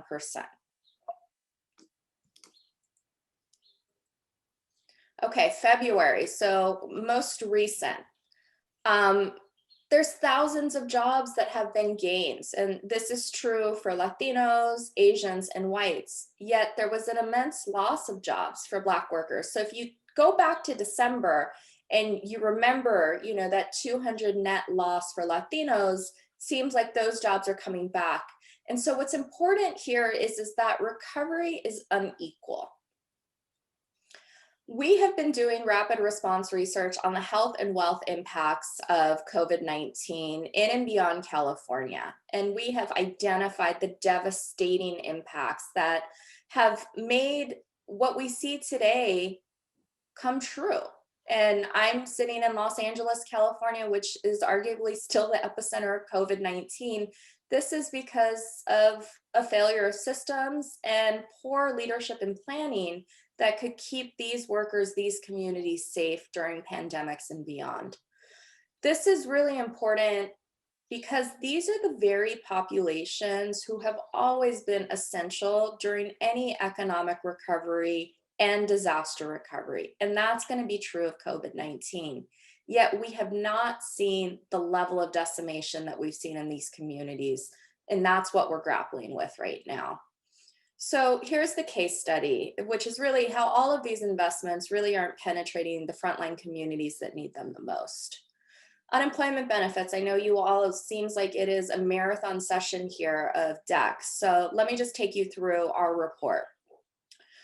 We really wanted to study joblessness and access to benefits. And we did this in a very novel way. And that was to both identify the people who were underemployed and those that were unemployed, because I think that's really important when we think about who needs benefits during this time. And so what we understand from this report in particular is that even when the government wants to address these economic shocks, including joblessness, the interventions miss the mark for those that are suffering the most. So here's the finding. Our report is available online. This deck will be available to you from Chris. 27% of all Californians who have experienced a job loss due to COVID-19 are ineligible for UI benefits. And these are workers that have quit their jobs, maybe don't meet their requirement earnings, exhausted their benefits, or were self-employed. This also includes likely a disproportionately large number of undocumented workers. And so in April 2020, over a quarter of jobless workers, again, unemployed and discouraged workers, were not covered by UI in California.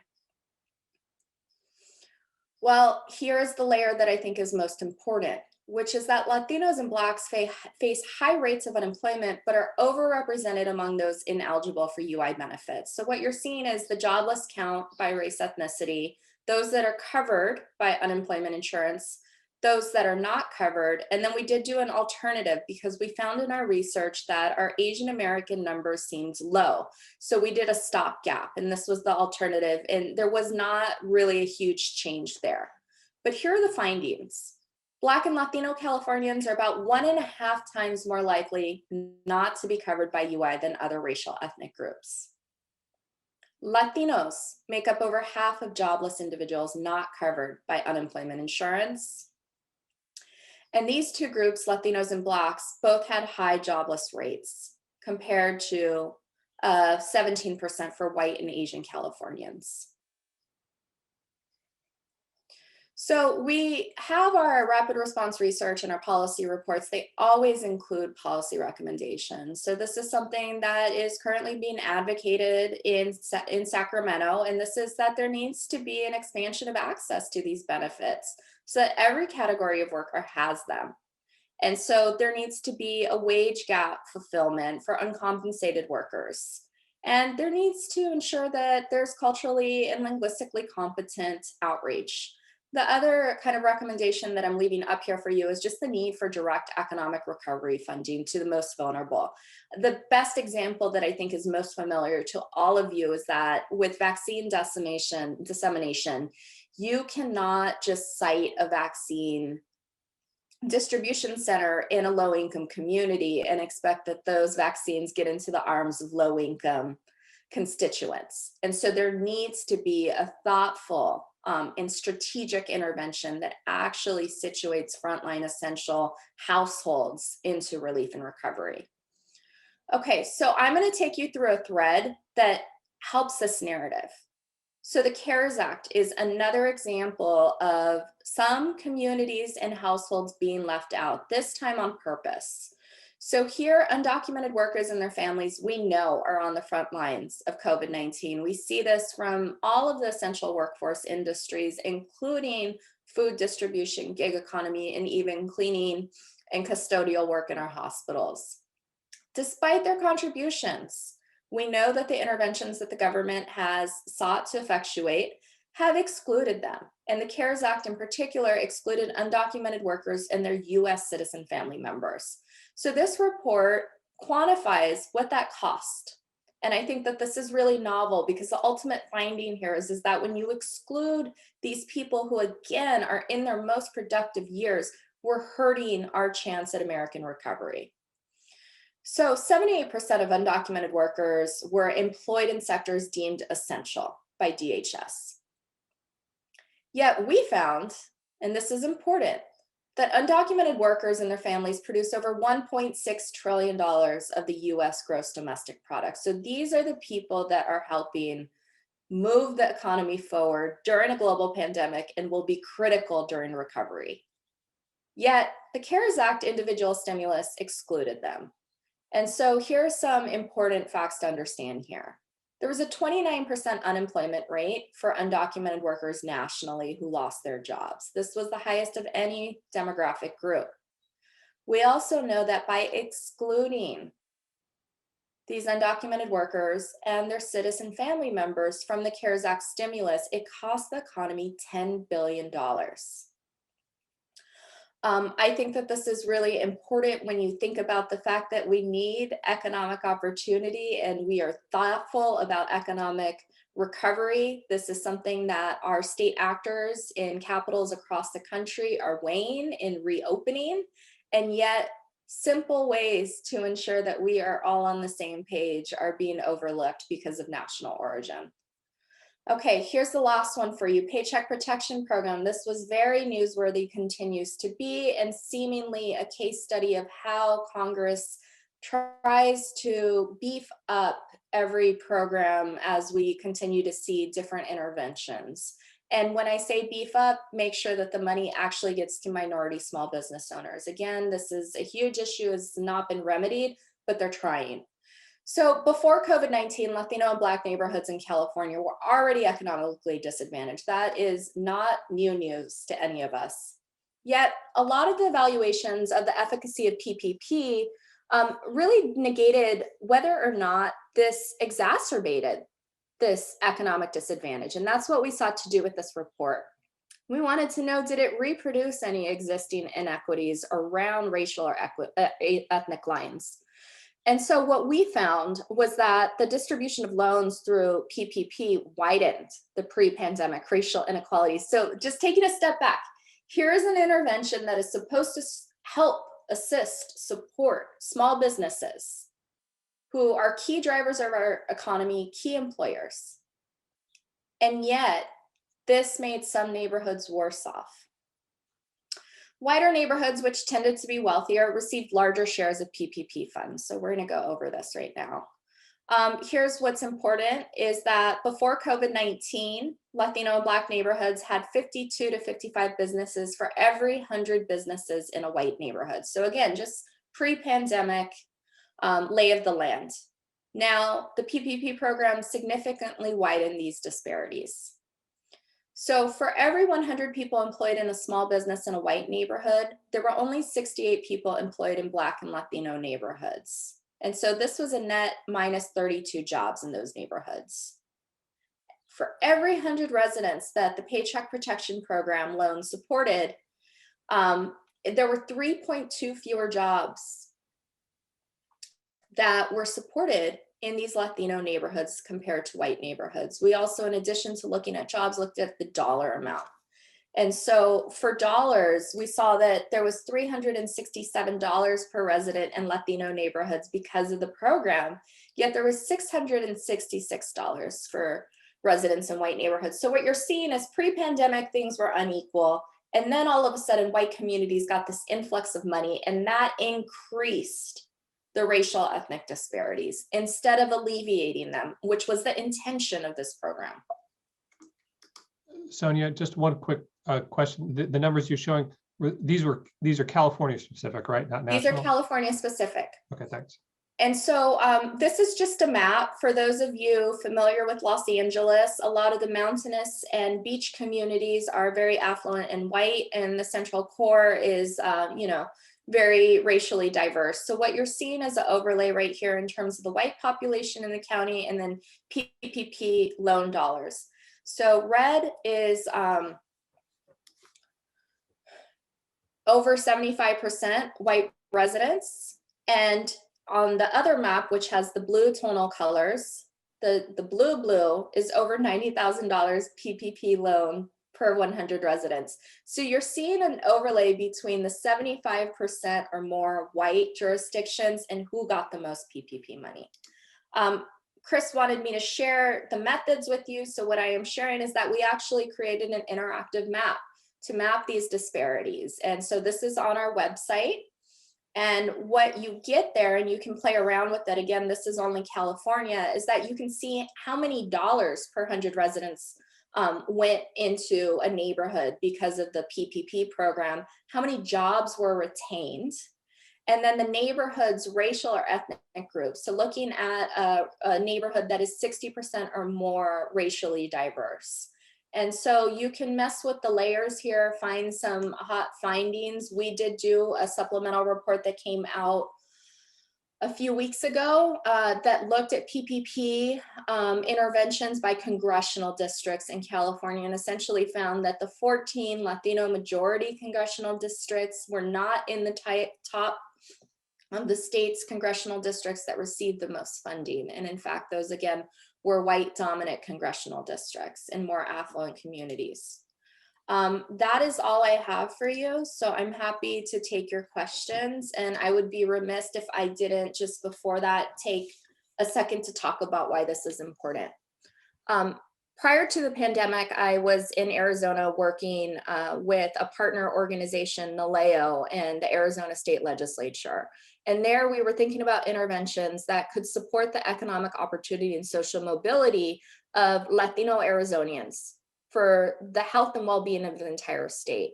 Arizona, like Florida, has an aging, more mature white population who are dependent on two programs, Social Security and Medicare, which are tied to the wages of people that are more likely than not to not look like them, racially diverse workers.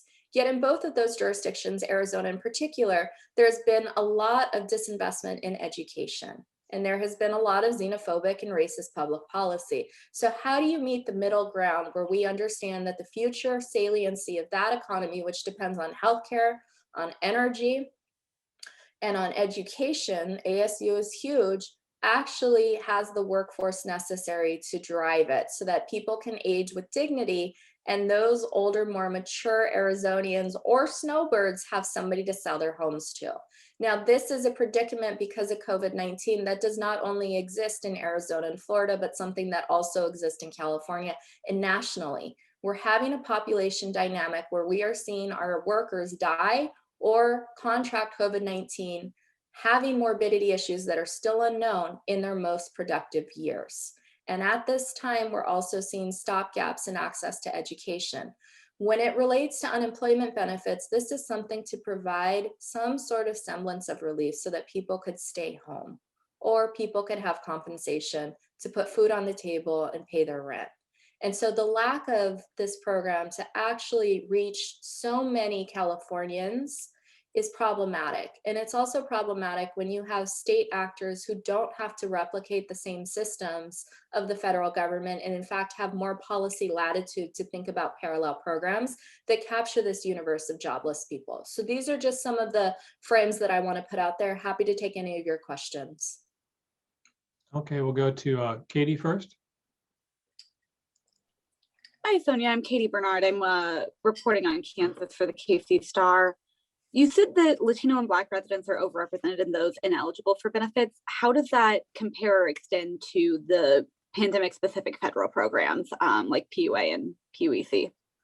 So if you look at the study, what's really important here is the layer of who is both unemployed and then discouraged, right? Discouraged workers is that they've been on the job market for a long time. They've been trying to find work. They can't find it, so they're not looking anymore.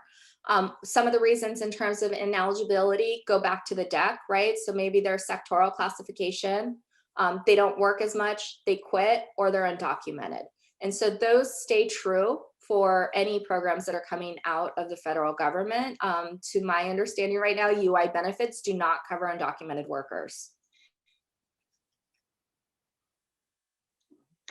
Other questions? I have one question about going back to the PPP study that you all did. So you took the PPP data, which are available from Small Business Administration, and you went in and coded in like what neighborhood it was in. And do you remember were you using census data to determine neighborhood, whether it's white neighborhood, Latino neighborhood, or so forth? I mean, could you maybe talk a little bit about the methods a little bit more?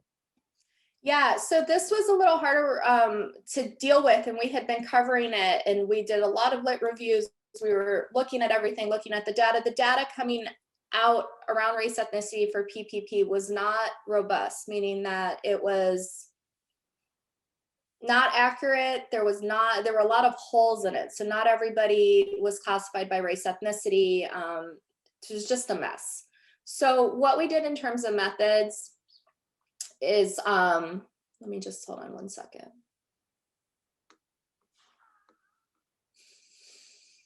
So we use zip code tabulation areas from the census, and we use this neighborhood analysis, and our partner organization, who's also at UCLA, so sorry to the person that's from MSU, don't worry, Bruins have consistently over the course of the last 20 years made me sad. Paul Ong is really focused on neighborhoods. And so when we look at these neighborhoods, we can focus on super majority zip code tabulations where the racial group comprises 60% or more of the population. So the super majority, right? And so we identified these with a jobs to person ratio that was greater than 1. We focused on a certain type of business. This was also important. We were not looking at like huge businesses. We wanted to minimize the problem of multi-establishment firms to really get to a sense of who got these loans that were intended for minority small businesses. One of the things that we did is that we did, so A, we use zip codes. B, in who got the loans, we focused on a certain type of business, or we excluded those big ones.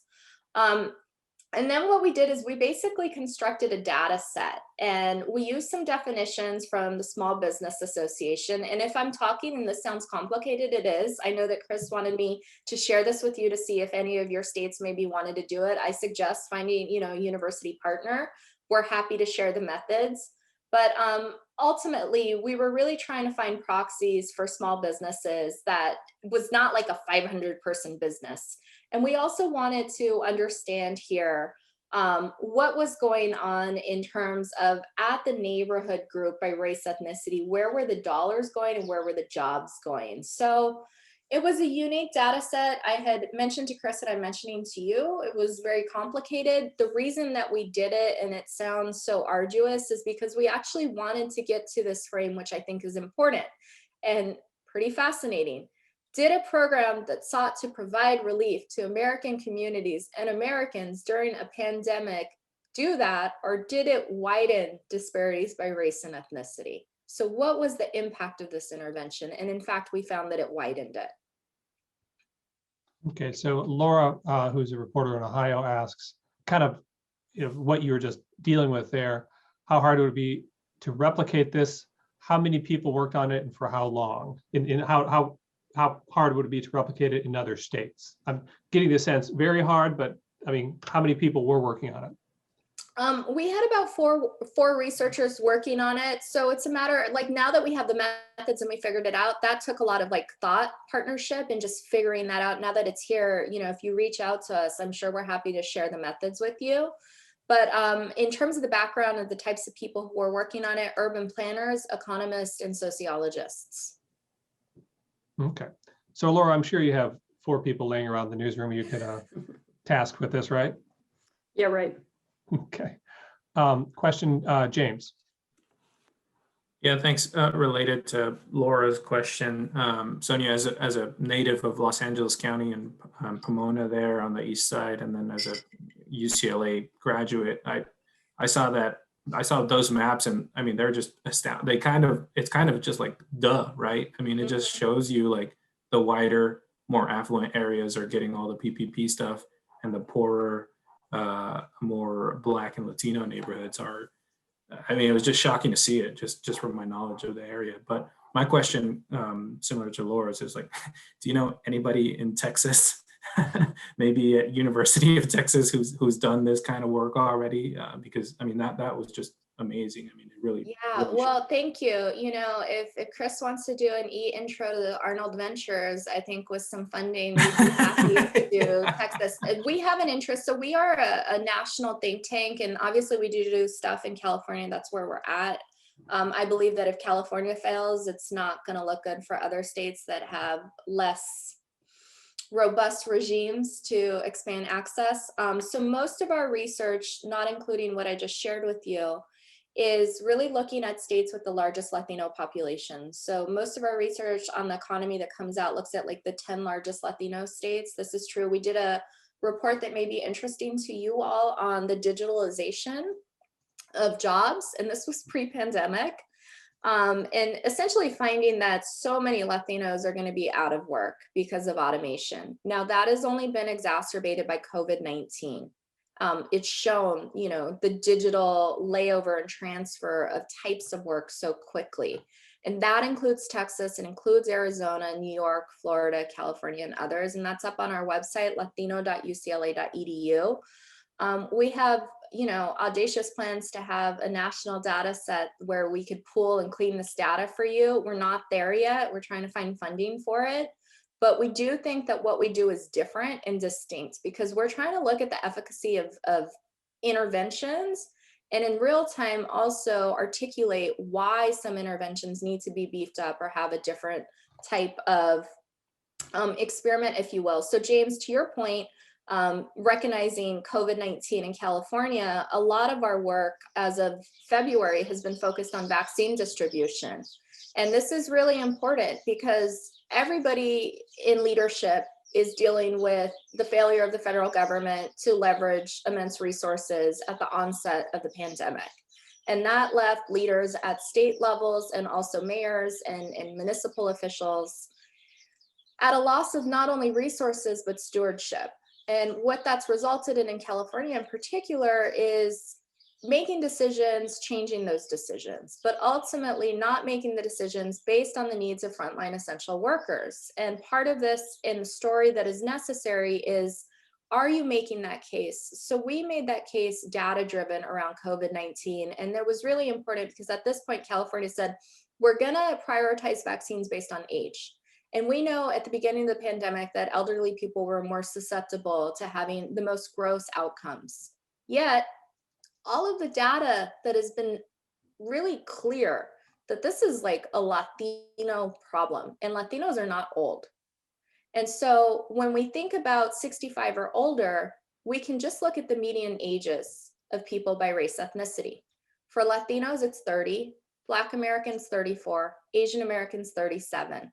When we look at the essential workforce in the state of California, 55% of essential workers are Latinos. One of the reasons people are dying is because they are working and they live in overcrowded multi-generational or multifamily dwellings. And so that data lens is important. If you're able to show it, that in many ways can transform decisions in real time and save lives. And I hope that that's the outcome that we're all trying to really promulgate here. James, just there's a professor at UT San Antonio who I was communicating with for this program. He couldn't present today, but he's done similar work in Texas, not specifically on PPP loans, but he seems like he's doing that kind of data-driven work that might be helpful for you. I'll shoot you his contact. Lauren, question. Hi, I'm the poor schmuck who went to Michigan State. So, didn't Magic Johnson go to Michigan State? He did, yes. Yeah, I love him. So that's fine. We've had our great moments and not last night, but I just want to reiterate first, like super fascinating data, and it's given me a lot to think about. One thing I was wondering if you could elaborate on a little bit more. I am based in Michigan. One issue that a lot of folks have been following pretty closely here is the agricultural workers, first initially to try and stop the spread in those communities, but also now obviously trying to, get vaccine information. And there hasn't been a ton of funding or research directed to that at this point. And I was just wondering if you could elaborate a little bit more on anything your research found in terms of, what's worked or what hasn't worked when it pertains to the agricultural worker community. Yeah, so I think one of the things that's really important, and this is, I'm thinking about Chris, if I was Chris, I was like, where's the UI discussion here? Look, ag workers are left out of the social safety net in very important ways. And because of that, they have exceptionally high precarity to economic and public health consequences. And so we're thinking about, sick days, enforcement. So basically what's on the books and not being enforced, and then what does their job not include that other of us on this Zoom take for granted? And so all of that exists. When I think about just generally going into COVID-19 and the lack of stockpile and manufacturing in this country, where we are literally getting toilet paper from abroad, I think about our farm workers, because California has had wildfires for the last 4 years, and we have required our agricultural workers to still go and pick berries. And yet we did not, as a state, decide to invest in having N95 masks. And so because they're disposable, we don't care about them. And then here they are during COVID without the masks, during fires, and during a pandemic that is shared through the air. In terms of distribution and the light, Riverside County has a great vaccination program. Again, vaccine distribution has been just what a crazy experience. But Riverside elected to go into the agricultural fields and set up vaccination sites there. And in that way, they were able to vaccinate people at their site of employment. At the onset of COVID-19, I was working with elected officials across the country, and I remember cases from Nebraska and Florida, the lack of testing, right? At the beginning of COVID-19, we saw that the people that were being infected were very affluent or white, and that was because of access to testing. And so as more testing came available, we saw a different contour to who was infected. Now, in terms of Nebraska, it was the meat packing plants. And in Florida, it was also agricultural workers. And so what we understand to be a best practice is actually getting the intervention at the site of those people. And absent that, they're not going to figure out, this arduous portal with asymmetrical information and get a golden ticket to the lotto to get a vaccine. So having the vaccine sites there. What I will say about Nebraska is that that was really important because these are people that are really feeding the nation and yet getting sick because of that. And that's been clear in the reporting. Yet we have a governor in that state in particular going on record, you know, at the beginning of this year saying that he will not vaccinate undocumented workers in Nebraska. So I don't know what to say except, yeah, okay, good, Sam. Riverside is a best practice right now. They've been doing an incredible job. Okay, well, we have time for one final question. Anybody have one?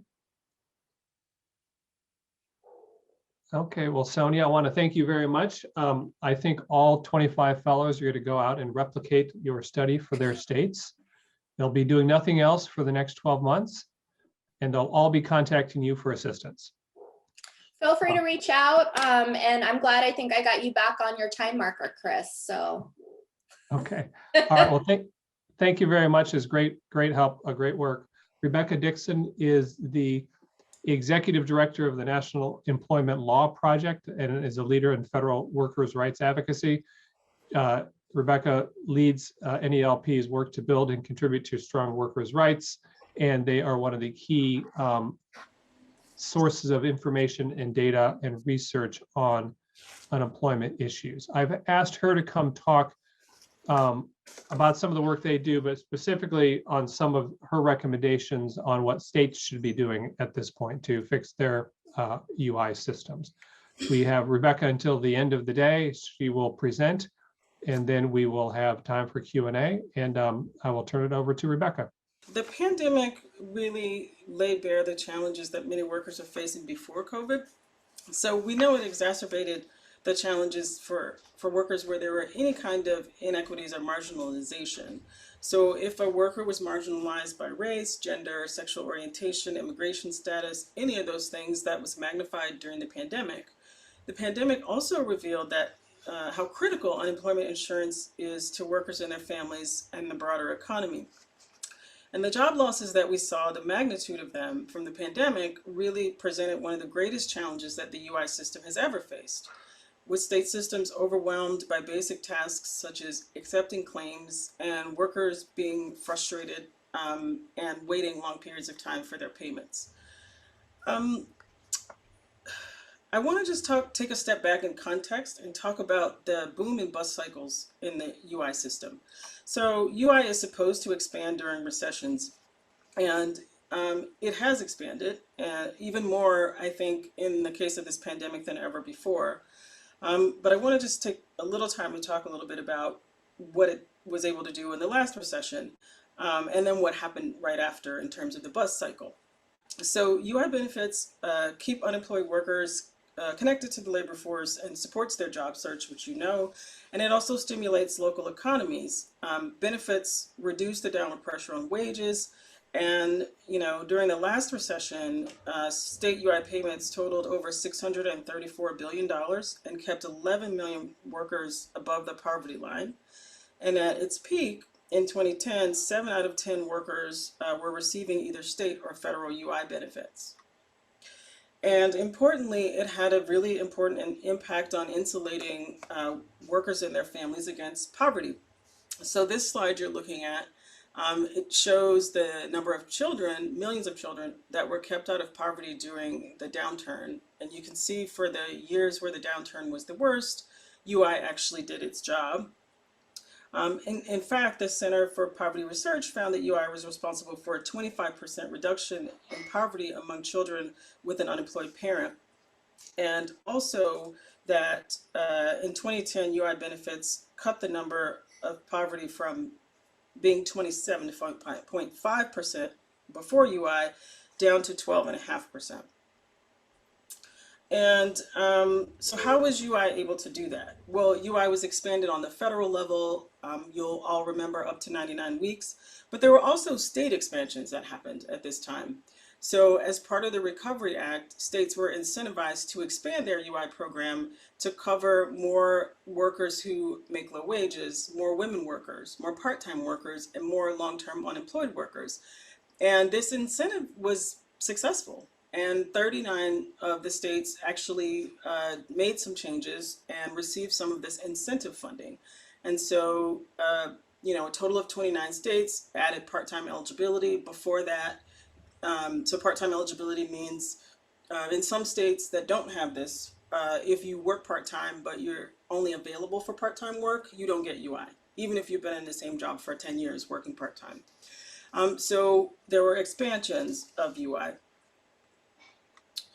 And then it's important to say that like UI is pretty much all there is when it comes to wage loss protection in the United States. And in the last recession, in addition to UI, long-term unemployed folks really relied on SNAP, also known as food stamps. And those are really the only programs that were available to workers.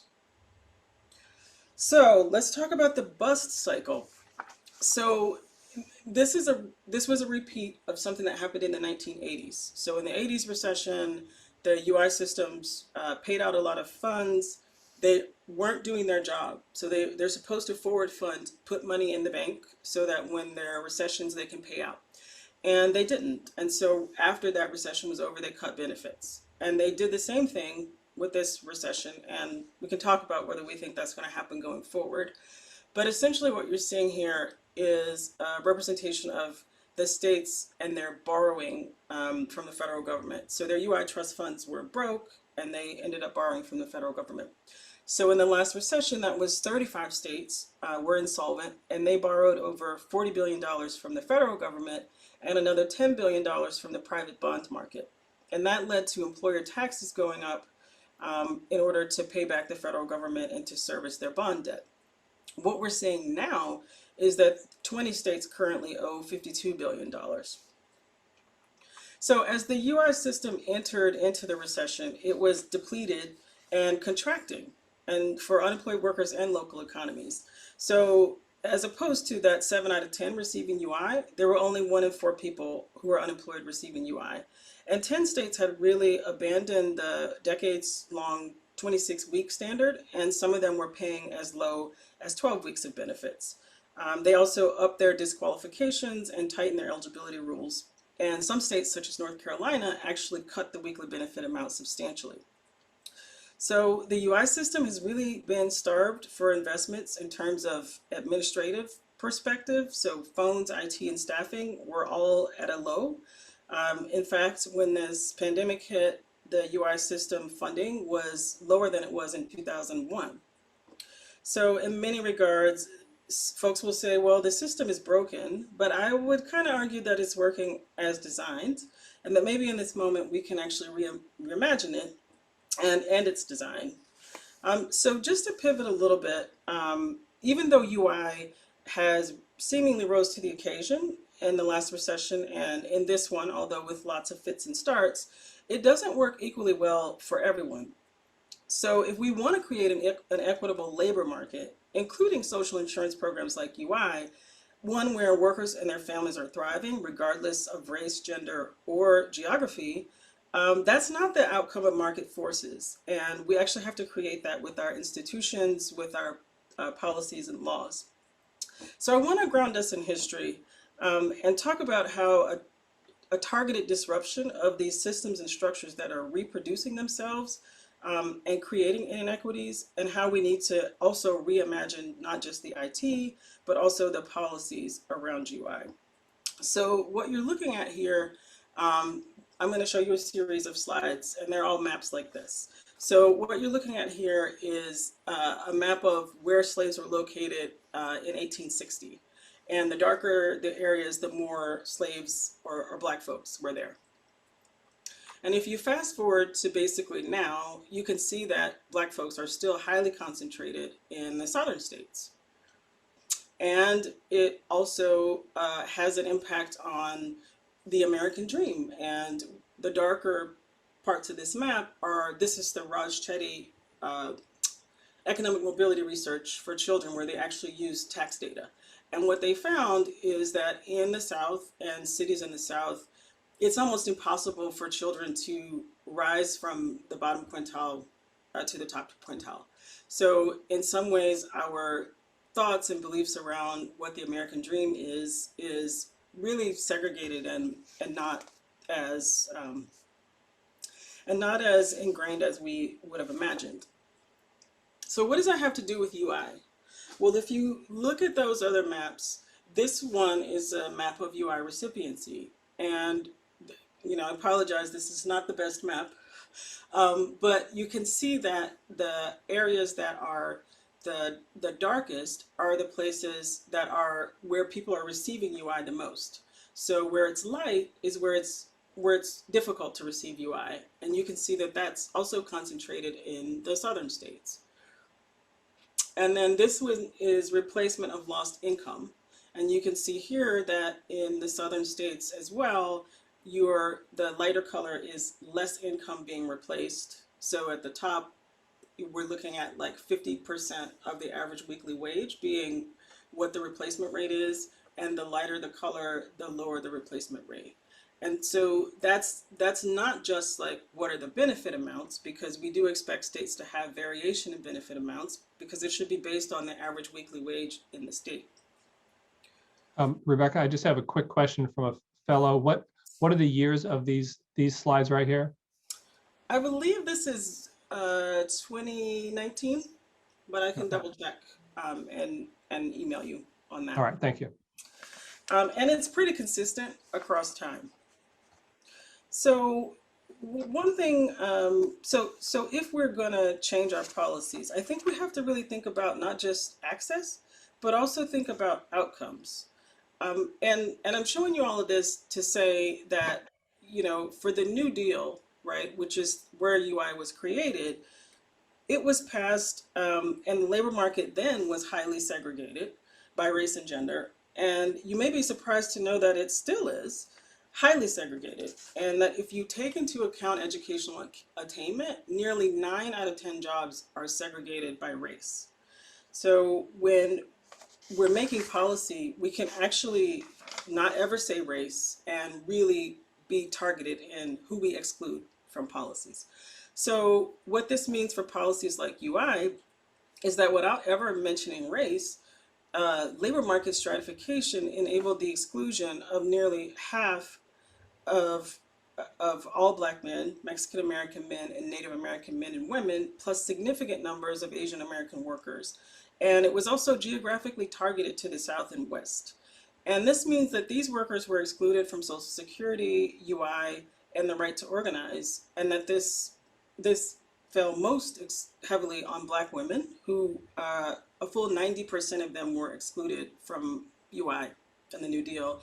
And that's because they worked as domestics and in agriculture. And so that's what I'm showing you this slide. So women like Ella Watson here, who was photographed as part of documenting the Great Depression, was one of those domestics who was left out of the New Deal.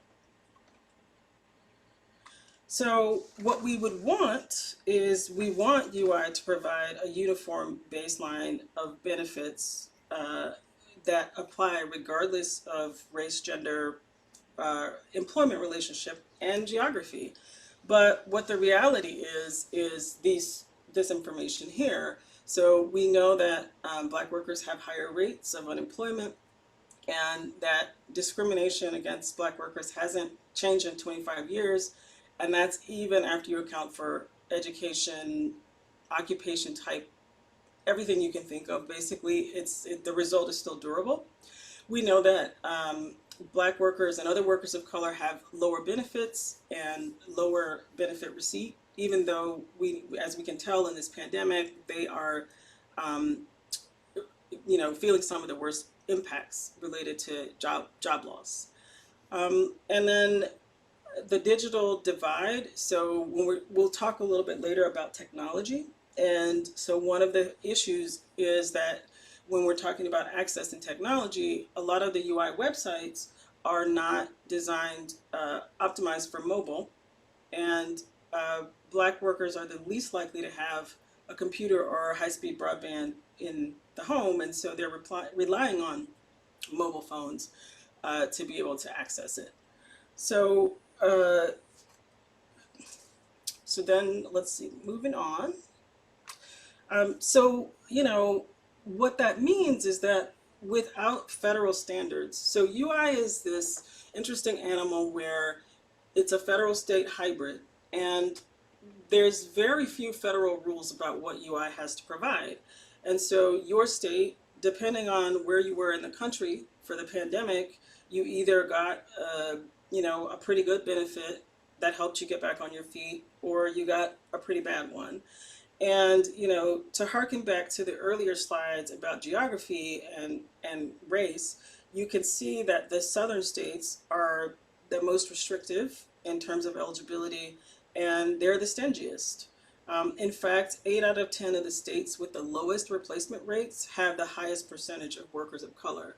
And so this graph shows you on the low end, you have Mississippi, which is my home state, and their benefit amount maximum is $235. And interestingly, I was working in the state at a policy shop when it was raised, and we fought to raise it from $210 to $235, and that was about 12 years ago. So it hasn't gone up at all since then. And then on the high end, you have Massachusetts. And so not only are there variations in the amounts of benefits, but also in the number of maximum weeks of benefits available to states. And so you really are kind of at the mercy of your state in terms of what security is offered by the UI program. And I'm not arguing that Mississippi and Massachusetts should have the same amount, but what we are seeing is that this 235 does not represent nearly enough in terms of replacing a percentage of lost wages, and it hasn't risen over time. And the reason why Massachusetts is so high is because it has actually increased over time and been indexed to wage growth in that state. So to shift gears and move over to technology, you've all seen and heard and probably reported on the challenges that workers were having in terms of getting their claims and getting their claims paid. And so this part of the presentation will focus mostly on information technology modernization.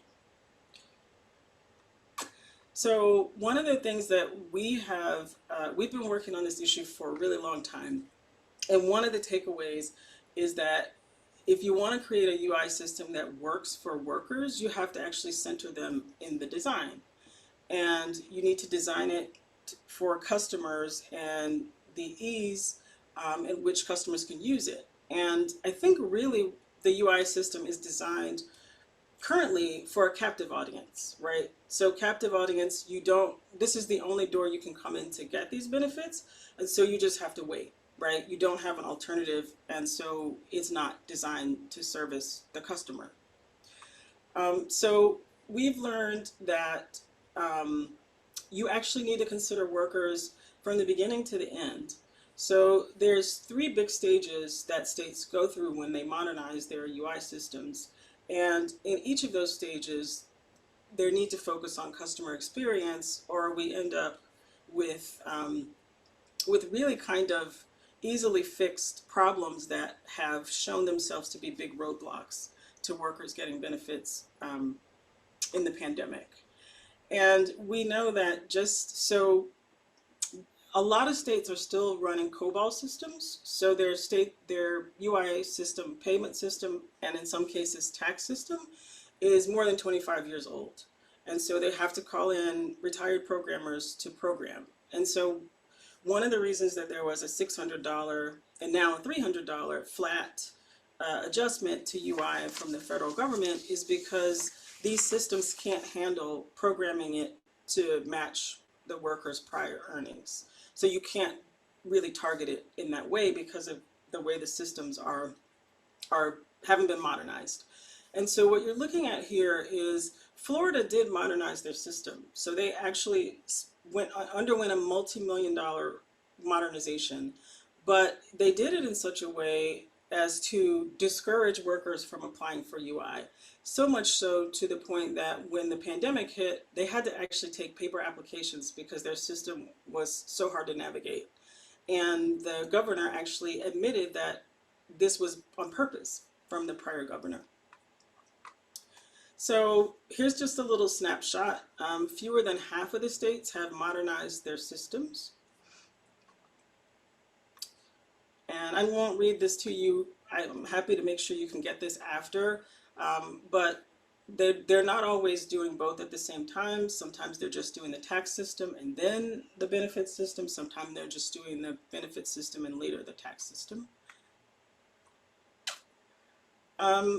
Some of the issues in terms of reforms. Language access is a big one.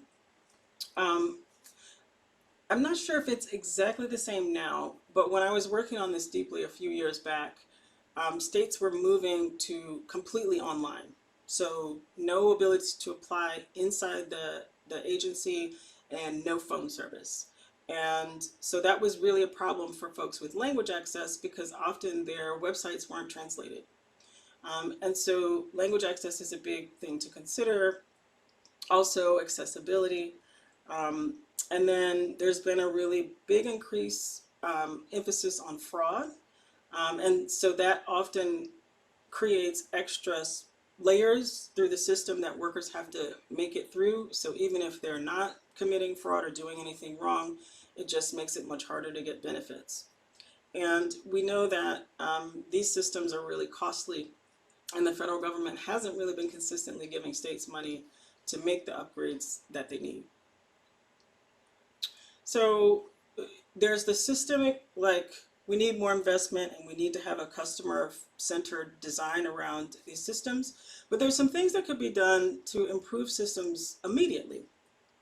So for workers right now. And one of those is to have 24/7 online access and to have your site be mobile accessible. So, you know, believe it or not, some sites shut down and you can't apply for benefits if you're trying to get up in the middle of the night to get through, they're closed. Also, optimizing websites so that folks can upload documents easily. The password protocols are really terrible.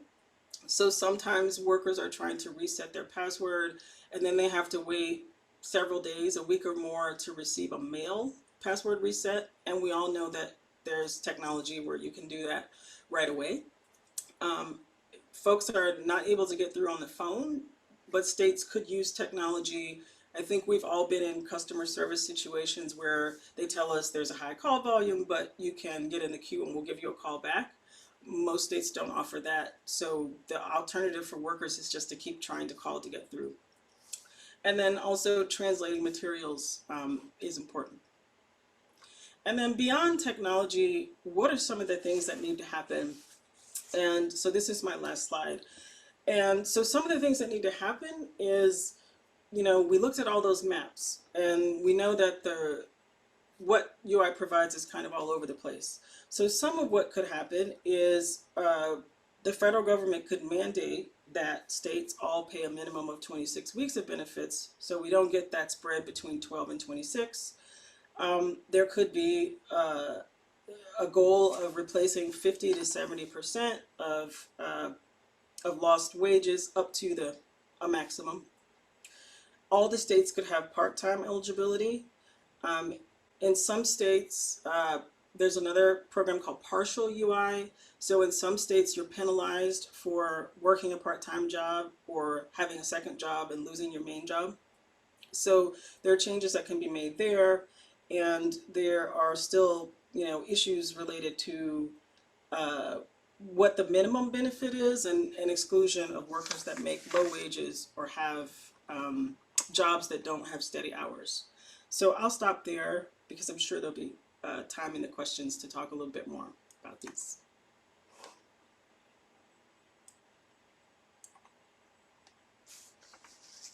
So questions, we'll start with Lauren and then Stacy. Hi, I'm Lauren Gibbons. I'm a reporter with MLive in Michigan. Thanks for the presentation. I am curious to hear your thoughts on there's been a lot of debate in Michigan about whether the unemployment offices should be reopened. They're kind of concerned at this point, not only from a COVID-19 perspective, but that it could open the floodgates of people showing up at the offices because a lot of people are having a lot of hard times getting through. And from a policy perspective, you know, is having an open unemployment office in the area helpful for people who are trying to navigate the barriers? I think it's definitely helpful if it's a very rural area. And so these areas may not have broadband, and having the office might be like, if you don't have the office open, the other alternative would be for someone to maybe try to go apply at their public library.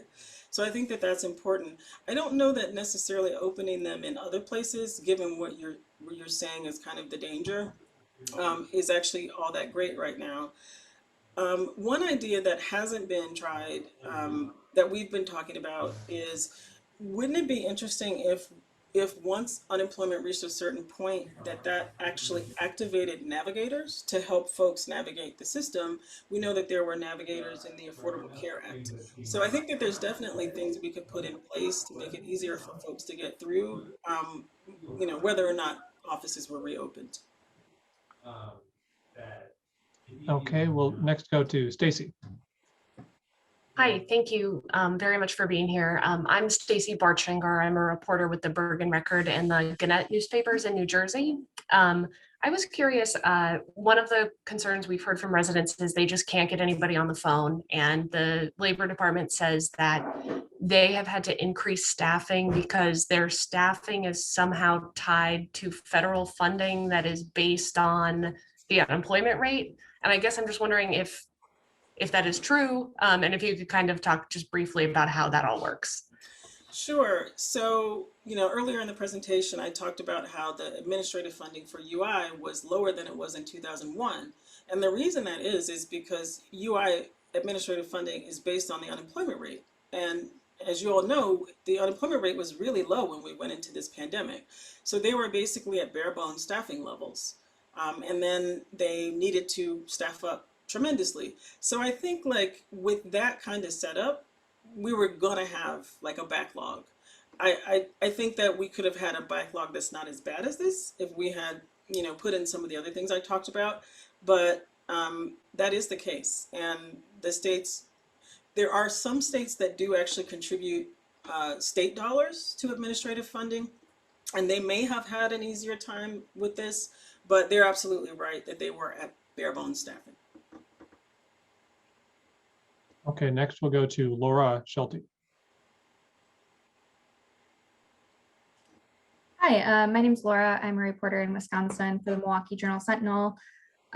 So Wisconsin has just, launched their modernization process, and I know there's no, standard for modernization, but how do we know what our states are doing to modernize our systems? Does it just depend on the company they work with? How do we get to the bottom of that? Sure. So there is the Department of Labor works together with this group called NASWA, National Association of Workforce Agencies, I think, which is a trade group for the state UI agencies. And as part of that, they have this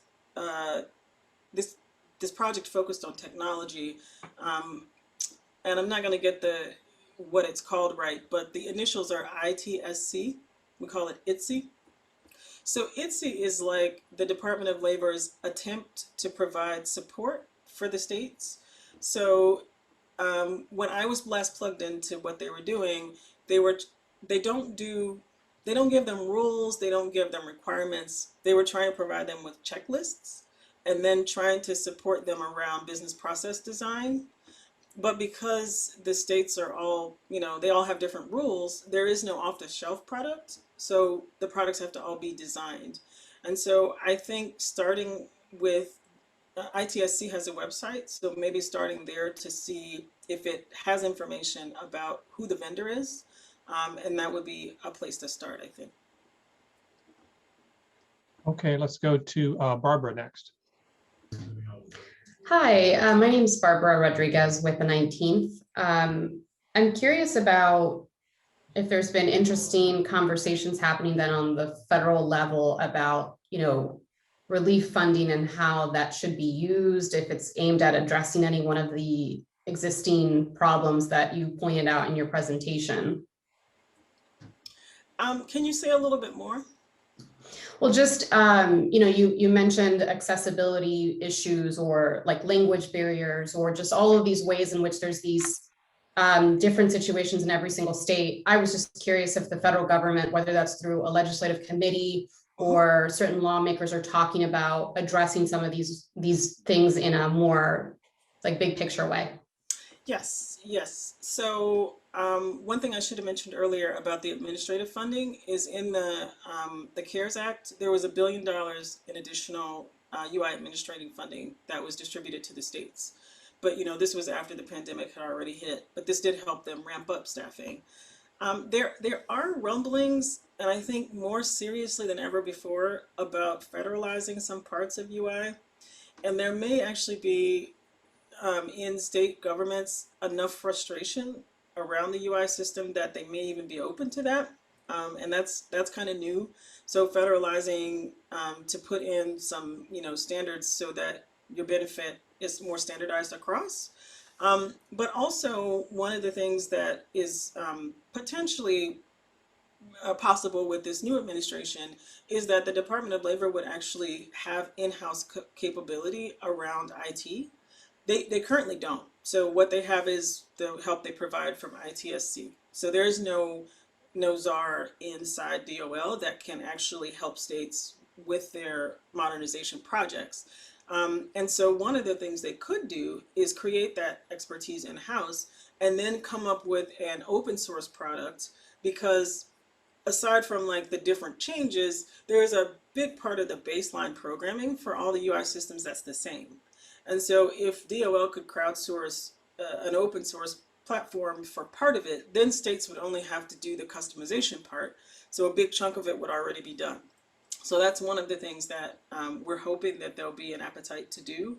But there is starting to be rumblings about federalizing some of this program. Okay, we'll go to Katie and then Sam. Hi, I'm Katie Bernard. I'm a reporter in Kansas for the KC Star. You mentioned states that have like over-calibrated their fraud detection systems. Is there a good way to figure out whether your state is erroneously marking a bunch of people for fraud? I think that the ways that we've been hearing about it is that workers have been complaining. Beyond that, I don't know that Department of Labor actually tracks, although let me find out and get back to you. They may actually track the sort of frequency or percentage of fraud claims, which may give you some idea about your state.